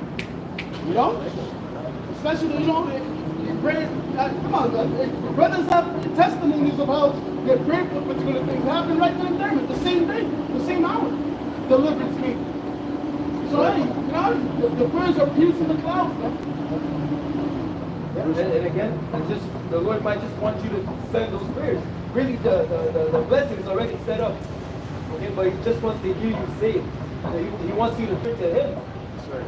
And then once He hears those prayers, okay, get it. So He sends His angels for deliverance. That's right. Verse 38. Now the just shall live by faith, but if any man draw back, my soul shall have no pleasure in him. Because again, if you don't have faith, well, the Lord, why would He have pleasure in you? You know, He wants you to believe that He is. He wants you to believe that He can do the things that you ask Him for. But we are not of them who draw back unto perdition, but of them that believe to the saving of the soul. That's it. So if you draw back, you're going for the destruction. Okay, because again, the Lord doesn't weep for someone who's wishy-washy or someone who's lukewarm. You know, someone who goes like, okay, I don't think the Lord can actually save me. I'm gonna go back to the world. You know, like these people that said, oh, let's go back to Egypt. See, even after seeing all that the Lord has done for them, they rather go back into oppression. You see, the Lord doesn't deal with them. That's why they didn't inherit the land, because they didn't have faith. That's it. That's why it says they didn't come into my rest yet, because they didn't believe, man. Same way in those times that we're in. Those that don't believe in Yahweh Shem Yahushai, they're not gonna be the first partakers of the rest. It's just like you having a wife and your wife doesn't believe in you. Are you gonna trust her? Are you gonna, matter of fact, watch her carefully and eventually just keep doing it, give her a will of divorce. Their liability. And you know how that the Lord considers the nation of Israel as a comely and delicate woman. So, if you're not showing faith in Him, believing in Him, He's just gonna give you a will of divorce. I can trust you. Don't believe it. Yeah, you're not qualified. Like the brother said, like Mark said, it's likened unto them going back to Egypt. Same thing. Go back and say, Lord, it's like going back to Egypt. Trust in me. God don't trust in Yahweh. Like I said, we are not of those that turn back into perdition. Right. Because again, once you come into the truth, you come into life. So for you to reject Yahweh, reject His words as if you have more pleasure in death. Okay? Going back to your vomit, as the prophet said, the dog that returns to his vomit. It's not unclean for you to go back to your vomit. It's filthy, man. You're not in your right mind. Man. This is book of Isaiah 30 and verse 1. Okay, we read this. Okay. Woe to the rebellious children, says Yahweh Bashem Yahushai, that take counsel, but not of me, and that cover with the covering, but not of my spirit, that they may add sin to sin. They want to add sin to sin. Because again, for you to, like the brother said, for you to have doubt, not believe in Yahushua, that's already a sin. Okay, for you to go back into the world, that's you going. He that departed from wisdom shall remain in the congregation of the dead. So you're going back to the dead to do what? To do the works of the dead. Okay, you're not going to walk in the faith. You're going to be going back into darkness. See? So that means that you're going to add sin to sin. That walk to go down into Egypt, and have not asked at my mouth, to strengthen themselves in the strength of Pharaoh, and to trust in the shadow of Egypt. To strengthen themselves in wickedness. Straight to Pharaoh going into what? Going into the evil. That's right. Rulership. This is the modern day Pharaoh. Straight to the thing that that's security. Government, FEMA, assistance. They think that's security. Right? So when all hell breaks loose, things get tight. That's exactly what they're going to. Yeah, that's right. It says trusted in this broken reed of Egypt. Okay. Isaiah 36, and I'm going to start at verse 5. I say, says thou, but they are but vain words. I have counsel and strength of war. Thou whom dost thou trust, that thou rebellest against me? Lo, thou trustest in the staff of this broken reed on Egypt. Whereon if a man leave, it will go into his hand and pierce it. So is Pharaoh, king of Egypt, to all that trust in him. That's right, that's right. Yeah, it also says, woe unto you that trust in man. Paraphrase. Right, make his flesh his arm. Okay, so reading on. It says, verse 3, Isaiah 30:3, therefore shall the strength of Pharaoh be your shame, and the trust in the shadow of Egypt your confusion. It's going to be your shame. Right? Because again, for you to side with this society, you're going to fall with it. No? Then he that is helping and he that is open shall fall together. Right? So if you side with the devil, you're going to fall with the devil. Right?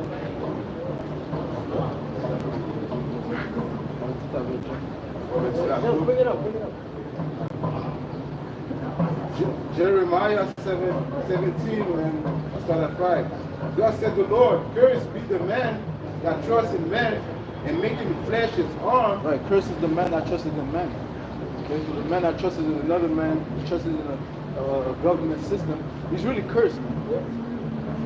Right? And whose heart departed from the Lord. I believe it's Isaiah 13. It says, all those that are joined unto them shall fall with them. Those that are joined into this wicked system of Esau, Edom, right?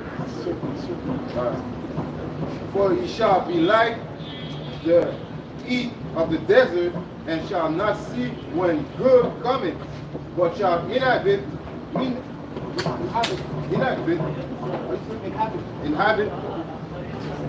the parched place in the wilderness, in a salt land, and not inhabit.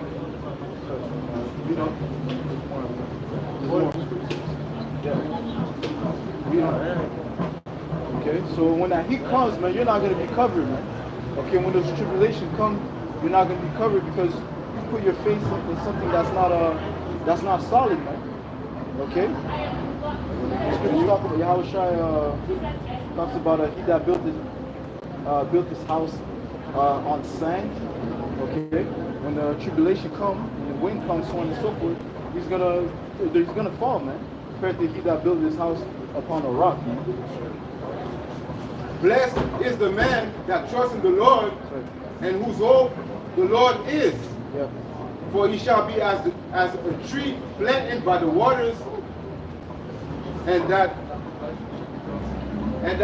spread out of the roots by the rivers, and shall not see when the heat cometh. Right, so he's going to be fruitful. Okay, the man that trusts in Yahweh is going to be a fruitful man. Right? But her leaf shall be green, and shall not be careful in the year of drought, neither shall not be careful in the year of drought. You're not going to be worried. Or where am I going to get my next meal? Yahweh Shai is going to satisfy his soul. Right? Neither shall cease. The Lord will provide. That's the mentality that the elect are going to have at that time. Neither shall cease from yielding fruit. The prophet, you're always constantly going to prophets. You know, if not in the carnal sense, at least in the spiritual sense. You know? It even tells you in Tobit, says, be not weary if you become poor, because if you trust in the Lord, you have great riches with Yahweh Hashem Yahushua. So again, even in the, like we were talking about, because as the brother said, every road leads to the MOTP, which leads to the hour of temptation, okay, which leads to the end of this kingdom. Okay? So during the time of the end of this kingdom, which we're clearly heading to, the elect, those that put their trust in the Lord will provide for them. Just add up to Brother's Point too, because Even, you trusting in Esau, he may give you certain benefits, but it always has an expiry. It always comes back to bite you in your hand. But with the Lord, the blessings that he's going to give you, they're eternal blessings, man. So of course, as a brother read, you're not going to suffer in drought. You're going to have fruits. The Lord's going to be with you. But if you go to Esau, you go to Egypt, you're going to receive benefits, but at the same hand, it comes with consequences. It comes with a certain, dilemma.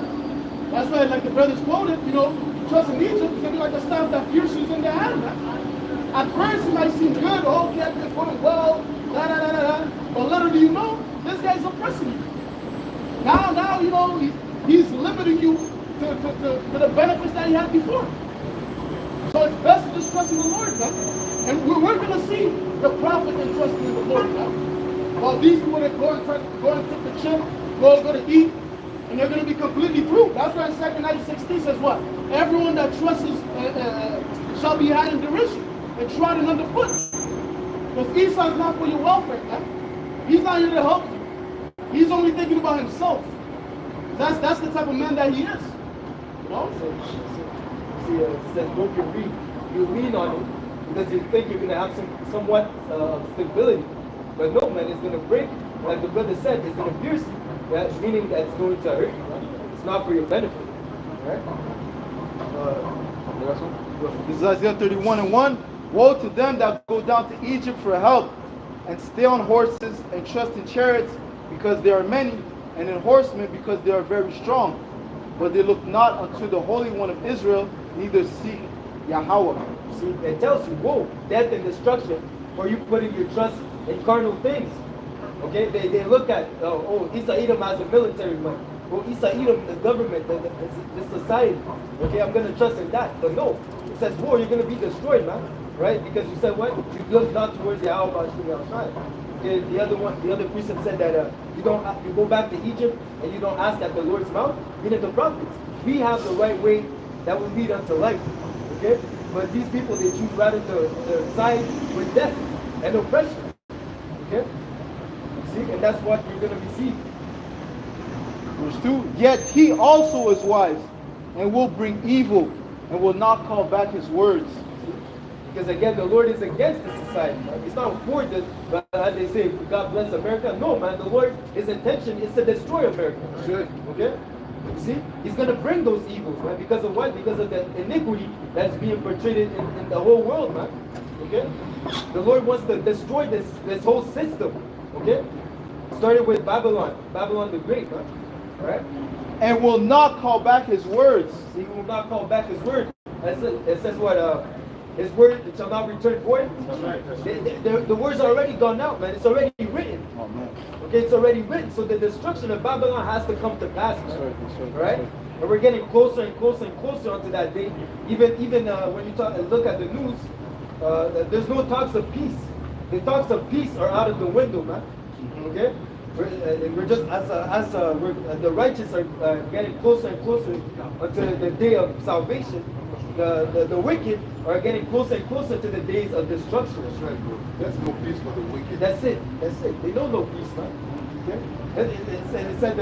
They said they were set up to take away peace. So how do they know peace? Huh? So the same way that they took over the same way that they established this society, the same way that their society is going to crumble, is going to be destroyed by violence. But will arise against the house of the evildoers, and against the help of them that work iniquity. That's the target, the house of the evildoers. They started with Esau Edom, man. Okay, then these other nations they're gonna be partakers of that situation because they sided with Esau Edom. They're confederate against Israel, against the Most High, man. Okay, but again, it starts with the household of evildoers, which is Esau Edom, man. Okay. This is Isaiah 3 and verse 10. Say ye to the righteous that it shall be well with him, for they shall eat the fruit of their doings. Woe unto the wicked, it shall be ill with him. See, the Lord knows how to make a separation. Blessed is the righteous, but woe unto the wicked. Woe unto the wicked, it shall be ill with him, for the reward of his hands shall be given him. See, just as it says, even if the wicked does evil a hundred times, okay, it shall be well with those that fear the Lord, man. Just to roughly paraphrase and back up the brother, man. Okay? It's going to be the end of the righteous. It's going to be blessing. It's going to be the kingdom of Yahweh Shem El Shai. While the wicked, they're going to suffer atrocious judgment, right? Returning their backs on the Lord, right? They're doing what is evil in His sight, right? This is 2 Ezra 15, and verse 5. It says, "Behold, said the Lord, I will bring plagues upon the world, the sword, famine, and destruction." So again, behold, as in take heed. Pay attention to what He's saying. It says the Lord is going to bring these evils. Okay?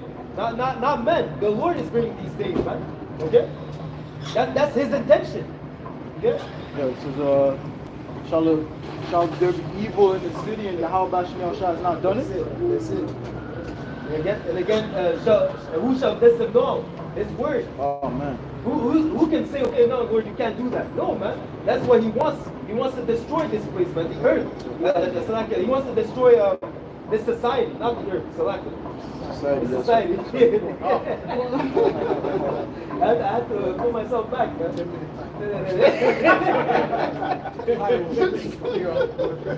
Verse 6, it says, "For wickedness hath exceedingly polluted the whole earth, and their hurtful works are fulfilled."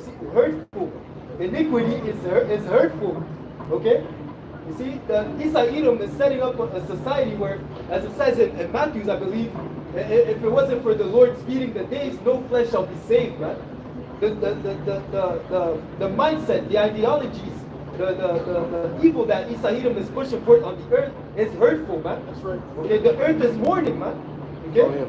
The whole earth, the whole creation is mourning because Edom, who was never supposed to be in rulership, is ruling in evil. Okay? So setting good as evil and evil as good. So he's turning the things upside, the turning of things upside down. And this is bizarre world, man. Okay, and the Lord has to return and set everything back in order. This is why we're so greedy. Yeah. Because we know the right way. That's it. When you know the right way, you have the wisdom, you know the right way, and you see the way that's not right. Yeah. Right? You get vexed. Yeah. Okay, if you're a righteous man, you see that? So that's what it is, man. And that's the vexation of this place. So no matter how much money you get, No, it's still a vexation. Of course, yeah, that's right. As it says, he that get it Now you about understands. to have a woman coming into well, even running for That's president. huge. Yeah, Right? that's in the basement. Right? So that's hey, we know that's not correct according to the scriptures. But that's supposed to be America's supposed to be a Christian-based society, right? Right. But the scripture says, well, Paul clearly said what? Right. I suffer not a woman to teach, nor to usurp authority over a man. That's Well, right. that's like the highest authority, That's quote right. unquote, That's so-called. We know it's not the top. So right. it's seemingly the highest office that you can get. That's right. In this earth. That's true. We're going into that in the French. Yeah, that's it. We're going into that in the French lesson. Yeah. That's right. And Well, so that's backwards. That's right. That's right. Right? That's backwards right there. That's a vexation. That's So right. you can have a kind of advantage of that. Yeah. That's vexation. That's right. That's right. It's vexation. And they say the president is supposed to be the leader of the country. Okay, there's, a woman to represent the country as a leader. How do you think the other nations are going to see that, man? See, that's a sign of weakness. Sure, I mean, these guys, they're through. Listen, They're a weaker vessel. They can't even operate in high pressure environments. They're not built to operate in a high pressure environment. Okay? They're not built for it. Right? Yeah. Even when you look at the whole so-called assassination attempt, right? You see some of those females kind of behind other men. Put it back. Yeah, I think he is. Put it back out. Almost got to drop. Put it back. They're not built for that type of situation. I don't know if it's the same video, but there was a female. She took out the gun, she tried to put it back. She couldn't put it back. She was struggling. And here it is, this bitch right here is supposed to protect you. She couldn't put back the gun. No, she was struggling. It's backwards. It's backwards.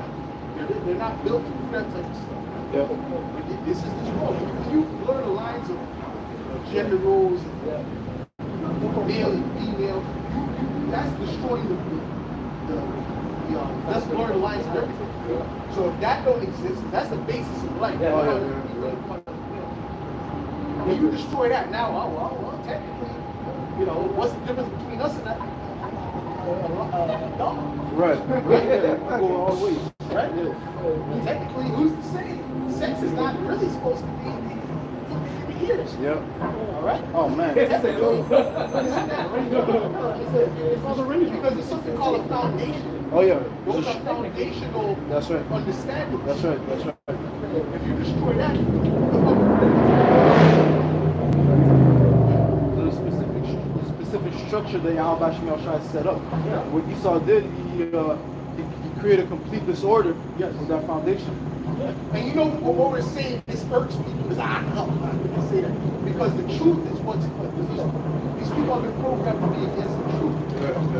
What we're saying is just 100% true, but it sounds like hate. It sounds like it's a lie. And this is why, and really what we're saying is better for them. They don't want to be in those positions. Deep down in their spirit, they don't want to be in those positions of power because they're not ready to be in those positions of power. Okay? Bro, I just see many female, what do you call it, managers. I'll say two, I'll see a couple, right? But those are only two that I really, I'm not around the 24/7. But I see them break down at the workplace, bro. I can't handle this. Like, I'm a loser. Yep. Someone has to come and console them. And really, you have to blame the owners. That's right. For Yeah. that That's right. That's right. That's right. That's Nah, right. you gotta blame yourself. You gotta be strong. No, you put her in that. That's right. That's it. Well, you can blame her for being into the madness, but you put her in that position. She's not supposed to be in that That's right. position. That's right. That's right. She's not built for that position. That's right. That's right. A lot of them actually putting up the front. They're never gonna work All of with them. it. All of them. They're putting up the front. And then when you see them outside of work, they start conversing like, man, today I work, man, I can't even handle it. This is too much. But when they go to work, they put up that act, well, It's even worse in a position of power. If you work like a regular floor college system, you might be able to handle that better. But when you put them in a position of power, their mind becomes corrupted. Okay? They start to go back away from their nature, so it's like a constant fight. Fuck, bro. That's crazy. You understand what I'm saying? Yeah. This is not good. That's right. It's not good. Just like these Edomites, they're not supposed to be in the position that they're in. Right? They're controlling the world. But these devils, because really the world, the control of the world is supposed to be based upon a bloodline. You have to have that royal bloodline. It's supposed to be a monarch. Okay? These Edomites are not supposed to be in that position. And that's why they're destroying the earth. In every 5 years you look, the earth just everything gets exponentially worse. Right. Because you've got somebody that's ruling that can only bring the earth into decay. That's right. And the people into decay. Maybe that the earth languishes. Because they didn't receive the proper structure to rule it. That specific bloodline was given what? Law, statutes, and commandments to govern the world properly, which is the Israelites. And it's just not in them to follow that way anyway. Yeah. So even though they have the book, right? It's not in them to Yeah, follow it. that's right. They were Oh, yeah. Don't go to the fake and show them. Okay, the real truth of it. Can I get that? I was gonna get some. He mentioned maybe I get you. Oh, yeah, the learn language. Yeah, give me that. Ecclesiastes 10 and verse 5, it says, there's an evil which I have seen under the sun, as an air which proceeded from the ruler. Folly is set in great dignity. It's folly not set in great dignity. No, the presidential election was folly. Yep. That was nothing but pure folly. The dude was mumbling. Biden was mumbling. This is supposed to be a president. And then this and that. And then he starts talking about the birds and then I saw a pelican. And then Trump looked at him like, bro, but that's what it is. That's a big show. It's a bunch of folly. Right? Folly in this earth is set a great dignity. Now people get rich off what praise. Yeah. Doing nothing but stupidity. That's messing with people. Like, people are eating their food, grab their food, we eat something. They'll get 1 million views. Oh, wow, that was great. Go ahead. Folly is set in great dignity, and the rich sit in low place. I have seen servants upon horses. Now, the rich sit in low places, the elect. Starting with the elect. and the Israelites in general. Okay? Go ahead. Verse 7, I have seen servants upon horses. Now the servants are the Edomites. They're not supposed to be in that position, man. The Rothschilds, their real last name is Bauer. Right? They're one of the most powerful family. But the word Bauer means a servant. That's really what they are. So everyone that's in the high position now is not supposed to be in that position. We're supposed to be in that position. Starting with Yahweh. Okay? The Israelites. The people on the side. Sons of God. Okay?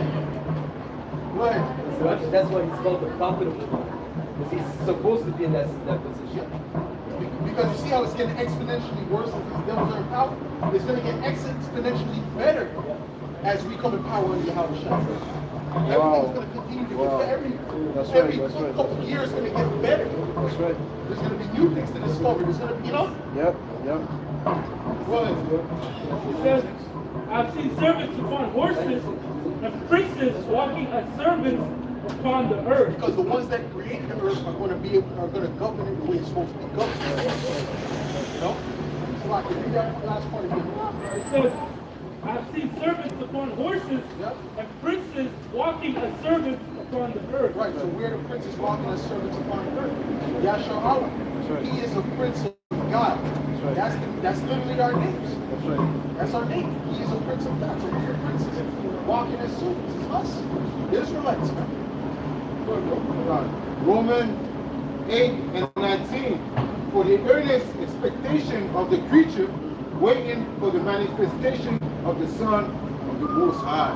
It says waiting, right? Yeah. Waiting? Waiting. Now it's going to this message.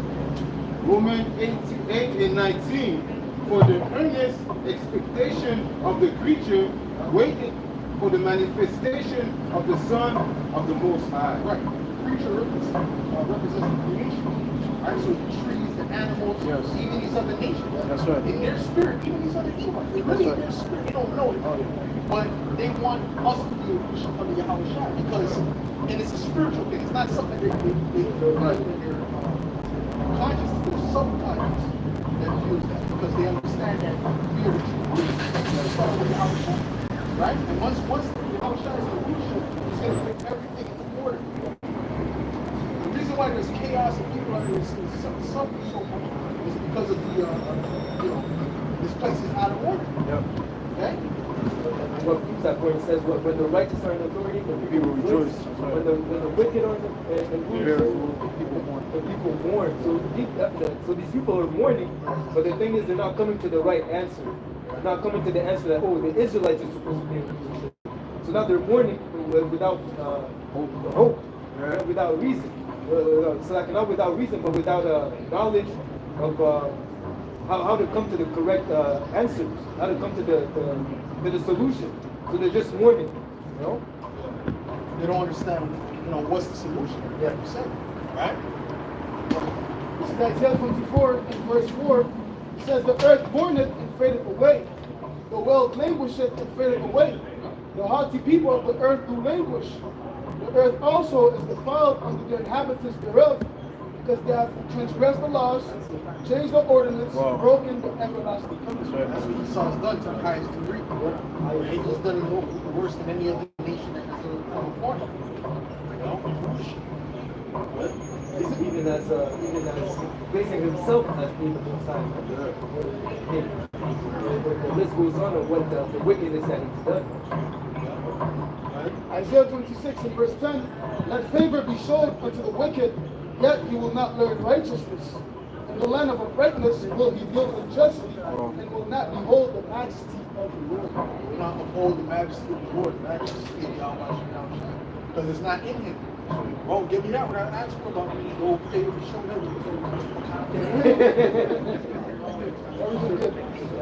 This is Isaiah 26 and verse 10. That favor be shown to the wicked, yet will he not learn righteousness. So no matter what, they have set up to learn righteousness. So he was set up. He says in Revelation 20 to take peace from Revelation 6 and 12. To take peace from what? It says, in the land of uprightness he will deal unjustly, and will not behold the majesty of the Lord. That's it. This is on Proverbs 19 and verse 10. In the NLT, it says it isn't right for a fool to live in luxury or for a slave to rule over prison. Yeah, it's not right, man. It's not fit. And those riches that they have, they don't know what to do with it, man. Especially Esau. You know, that's why it's what riches are not commonly for a niggard. And a niggard is someone that's how you say this? They're greedy or what? Someone that's greedy. If you haven't have enough. And here it is, Esau has acquired all these riches, all these resources. He's not doing anything to benefit the people. Really, he should be establishing, like it says in Sirach 10 and verse 1, a wise king will instruct his people, man. This guy should be dispersing the riches, making sure everybody's good, have a house, have land, have cattle. But rather, nah, man, you know, he gives you rent. Or at least his own people. Yeah, even his own people. Even his own people, man, he's not sharing the blessings with, man. That's why, you know, you have Edomites, normal Edomites that's complaining, man. And that goes to the scriptures. The children shall complain of an ungodly father. There's the top of E, the global elite, they're withholding the blessing. Well, there's Edomites going against the Amalekites. Yeah, like, come on, man. They hate the elites. Yeah, they hate them. A lot of the information of the elites come from Edomites.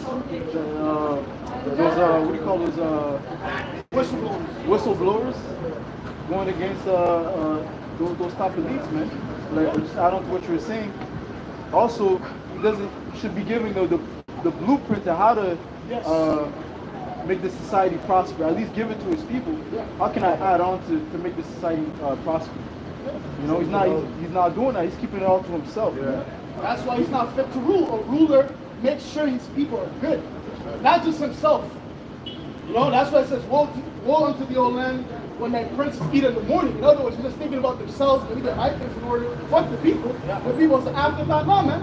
The people are supposed to be the first thing in your mind. That's right. That's right. As a king, you're here for your people, man. Yep. But this guy just said, fuck you guys, you know, let me just take everything for myself. Yep. Give you the crumbs. Even the crumbs he takes back. Taxes. You know? Another thing, a king knows how to delegate. He knows how to give specific tasks to certain people, so they can. He recognizes also their talents, so they can prosper in specific fields, and that's gonna what? That's gonna benefit his kingdom as well. Just the contrast of this kingdom compared to the kingdom where Solomon was. That's right. That's right. David too. Yeah, David too. David. So yeah, but even it says what? Queen Sheba thought that the doorkeeper was the king. Wow. So imagine how decked out he was, or what level he was. So just the doorkeeper. Okay? So again, and Yahweh said, one greater than Solomon is here. That's so right. when he returns, he's going to establish That's everything right. in That's order. right. That's right. He says That's that the multitude of the wise is the welfare of the world, because everyone is going to be fulfill their lot when Yahweh returns. The nations are going to be set up to work in an environment that is beneficial not only for them, but also for they're going to set up in society. Here you go. So every spirit's going to do what they were created to do. That's right. That's right. That's right. That's right. That's right. There's not going to be no bucking up too. Yeah. This is it. This is your role. You're going to love the role, man. Yeah. You know, you're going to love. Okay, so this is what I was given. This is my task. This is my family's task. That's what you're going to do. And that's going to be for the benefit of the whole world, bro. Yeah, even within the scriptures, he has particular men or families they were in. And that was basically they passed on their how you say this, their career was like a family career, you know. Because there was within Dala, you know, Bergman, whether carpenter like Yahweh Shai. You know, his father was a carpenter. His father was a carpenter. He's a carpenter. You know, it was like within the family. So just in the kingdom, whichever like whether you're saying what the law is, you're gonna stay within that, man, and flourish within that. Those, you know, like in contrast to here, where in the school system, going in the school to learn what Esau wants you to learn, he's not really bringing up the gift that is within you. But in the kingdom, Yahushua is gonna build it to where that gift that's within you is gonna be brought out. You know, now you're not gonna be conformed to just do what you are not meant to do. You're gonna do what you were supposed to do. Dream job. The true dream job.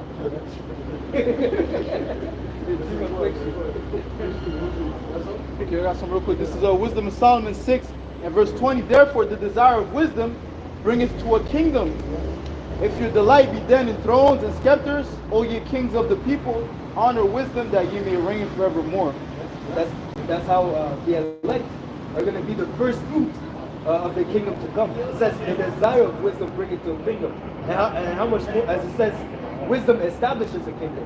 Okay, so the kingdom that the elect are going to inherit is going to be an everlasting kingdom. Right? So, and again, because they're going to delight in that wisdom, they're going to have it forever. Yeah, based off the law, statutes, and commandments, which is the majesty of the Lord that He's going to give us, and through that we're going to be able to establish order, starting with our Lord Yahweh Shai. And that's what, and that, like the brother was saying, it's given to a specific bloodline. Yeah, the nobles, the Israelites, man. If I may say too, that's the cheat code to basically having an everlasting kingdom, man. To take heed unto wisdom. So here this Esau wants to have his kingdom to reign forevermore. If he was wise, he would just hold the wisdom, man, and apply it. But once again, he was not built to do that. Because what? Like the brother said, he's not part of that noble bloodline, man. That's right. He's a peasant. That's what it says, wise thou to do to execute my statutes. Since you cast it away, roughly paraphrasing, put it behind you. See, that's the mentality of a child, bro. Okay. That goes into the word aristocracy, which means Israelites started with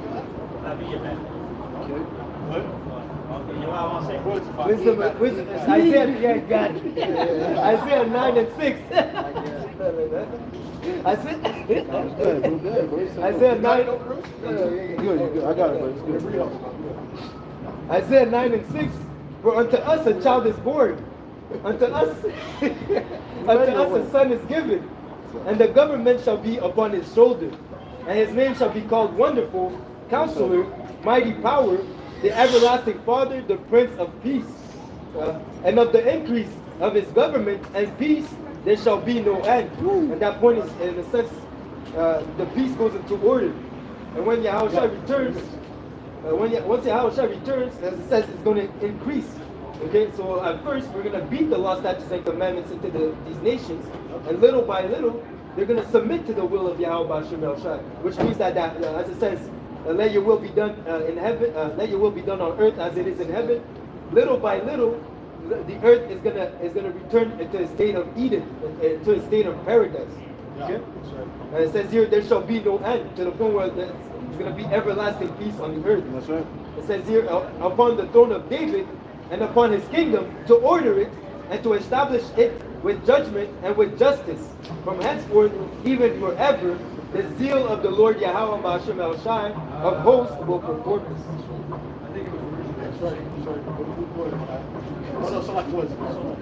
This is Proverbs 30 and 21. For 3 things the earth is disquieted, and for 4 which it cannot bear.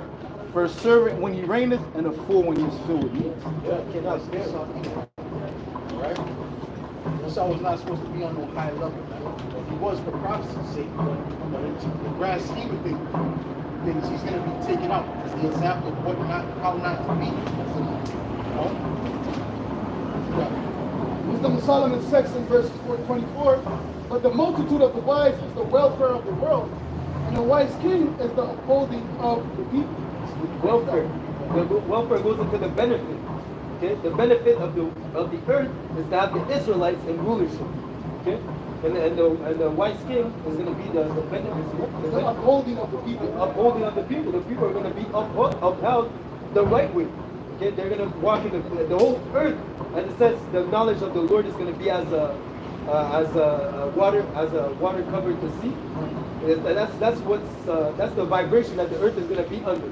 So just as now the earth is in darkness and the people are in gross darkness, when Yahushua is going to be in place, is going to be in power, the earth is going to be covered in light, okay, which is the knowledge of Yahweh Bashim Yahushua, and the people are going to be moving under that vibration also. Yep. Okay, but that's the kingdom that we're waiting for. That's the hope that we're expecting. That's right. That's right. A land where dwelleth righteousness. That's right. And judgments. Judgment. Yeah. Which is righteousness. Yeah. No judgment. There's no judgment. So scripture says how he saw there was no judgment upon those lands. There's no judgment here. Yeah. No true judgment. The judgment means to choose the right things. That's right. That's Choosing right. between the right things, which just goes into intelligence. There's really no intelligence. You talk about intelligent life form. The only intelligent life form on the earth is really the elect. Everyone else is a bunch of villains. This is Amos 5:24. But let judgment run down as waters, and righteousness as a mighty stream. That's it. That's it. Let's go. This is 2 Peter 3 and verse 13. Nevertheless, we, according to his promise, look for new heavens and a new earth wherein dwelleth righteousness. And that's what we're looking forward to, a new heaven and a new earth. You know, and when you go into that word new, it's the word kainos in the Greek, which means refreshed or renewed. So we're looking for basically a brand new rulership. Not a new earth and a whole new heaven, earth 2.0. No, the same earth, just basically with a maker, a righteous maker.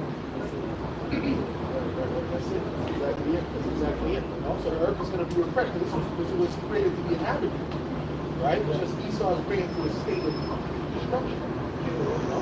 There ain't going to be no evil population, right? That's because Esau's evolution. That's his part of life, right?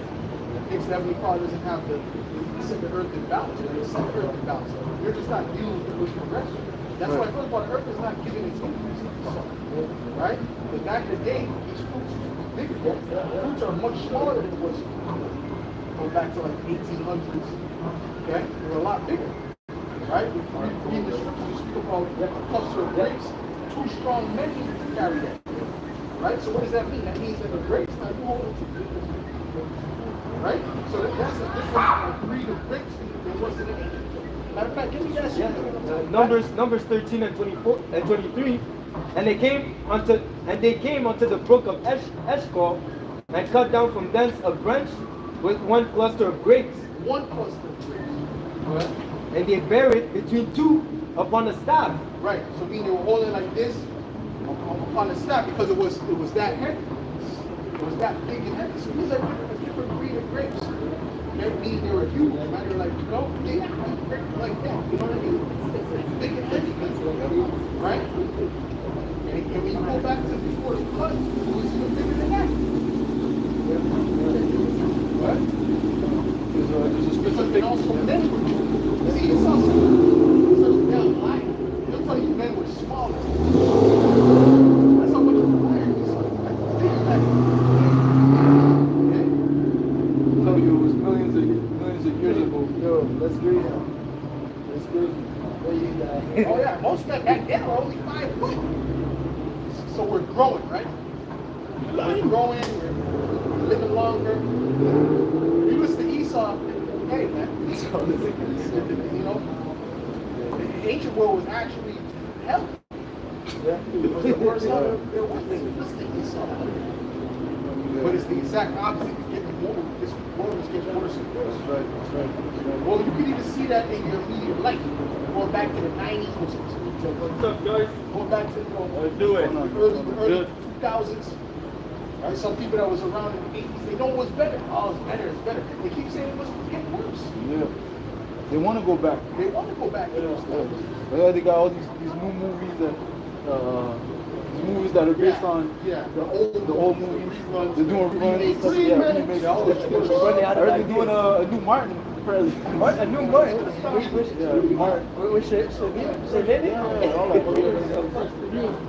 Yeah, they're running out of ideas. Yeah, Fresh Prince of Bel-Air. A new one. But that's more like drop.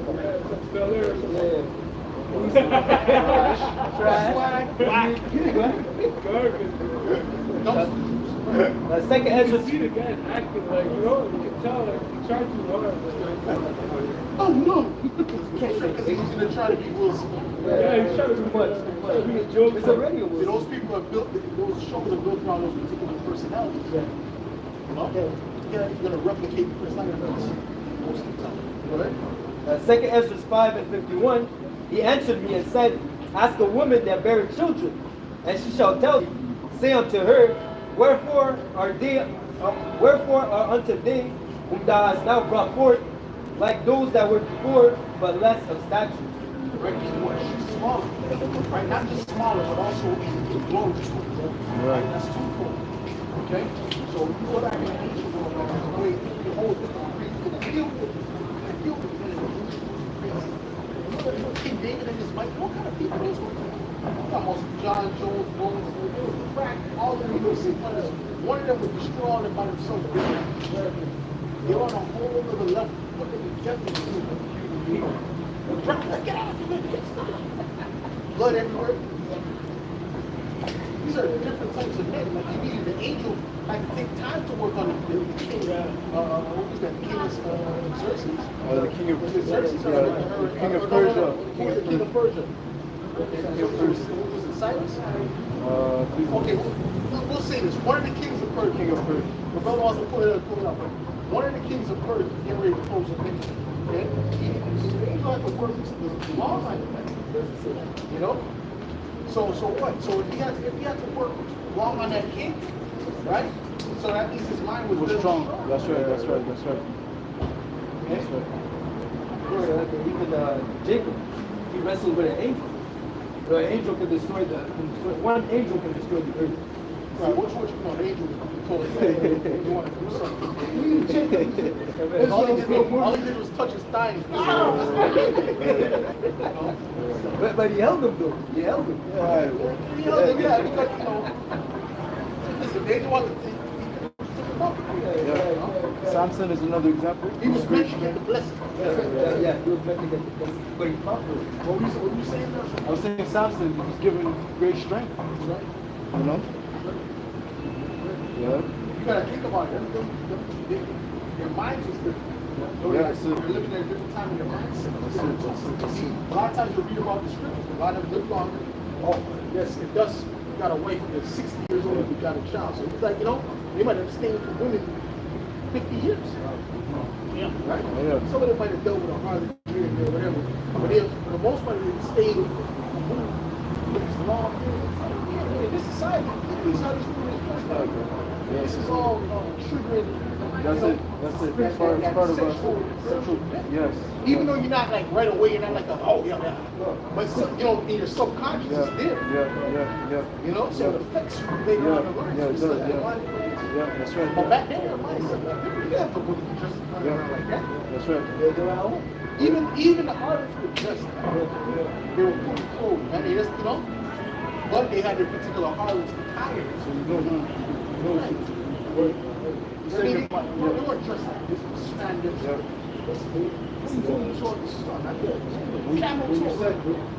You say your man and y'all bashing y'all, you get stronger.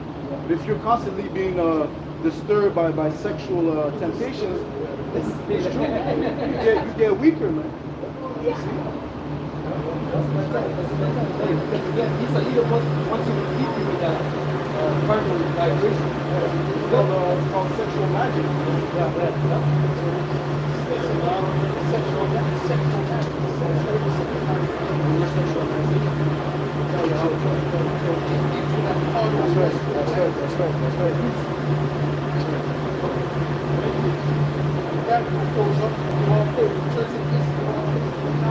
Yahweh Bahashem Yahweh Shah Bahashem Hakodash.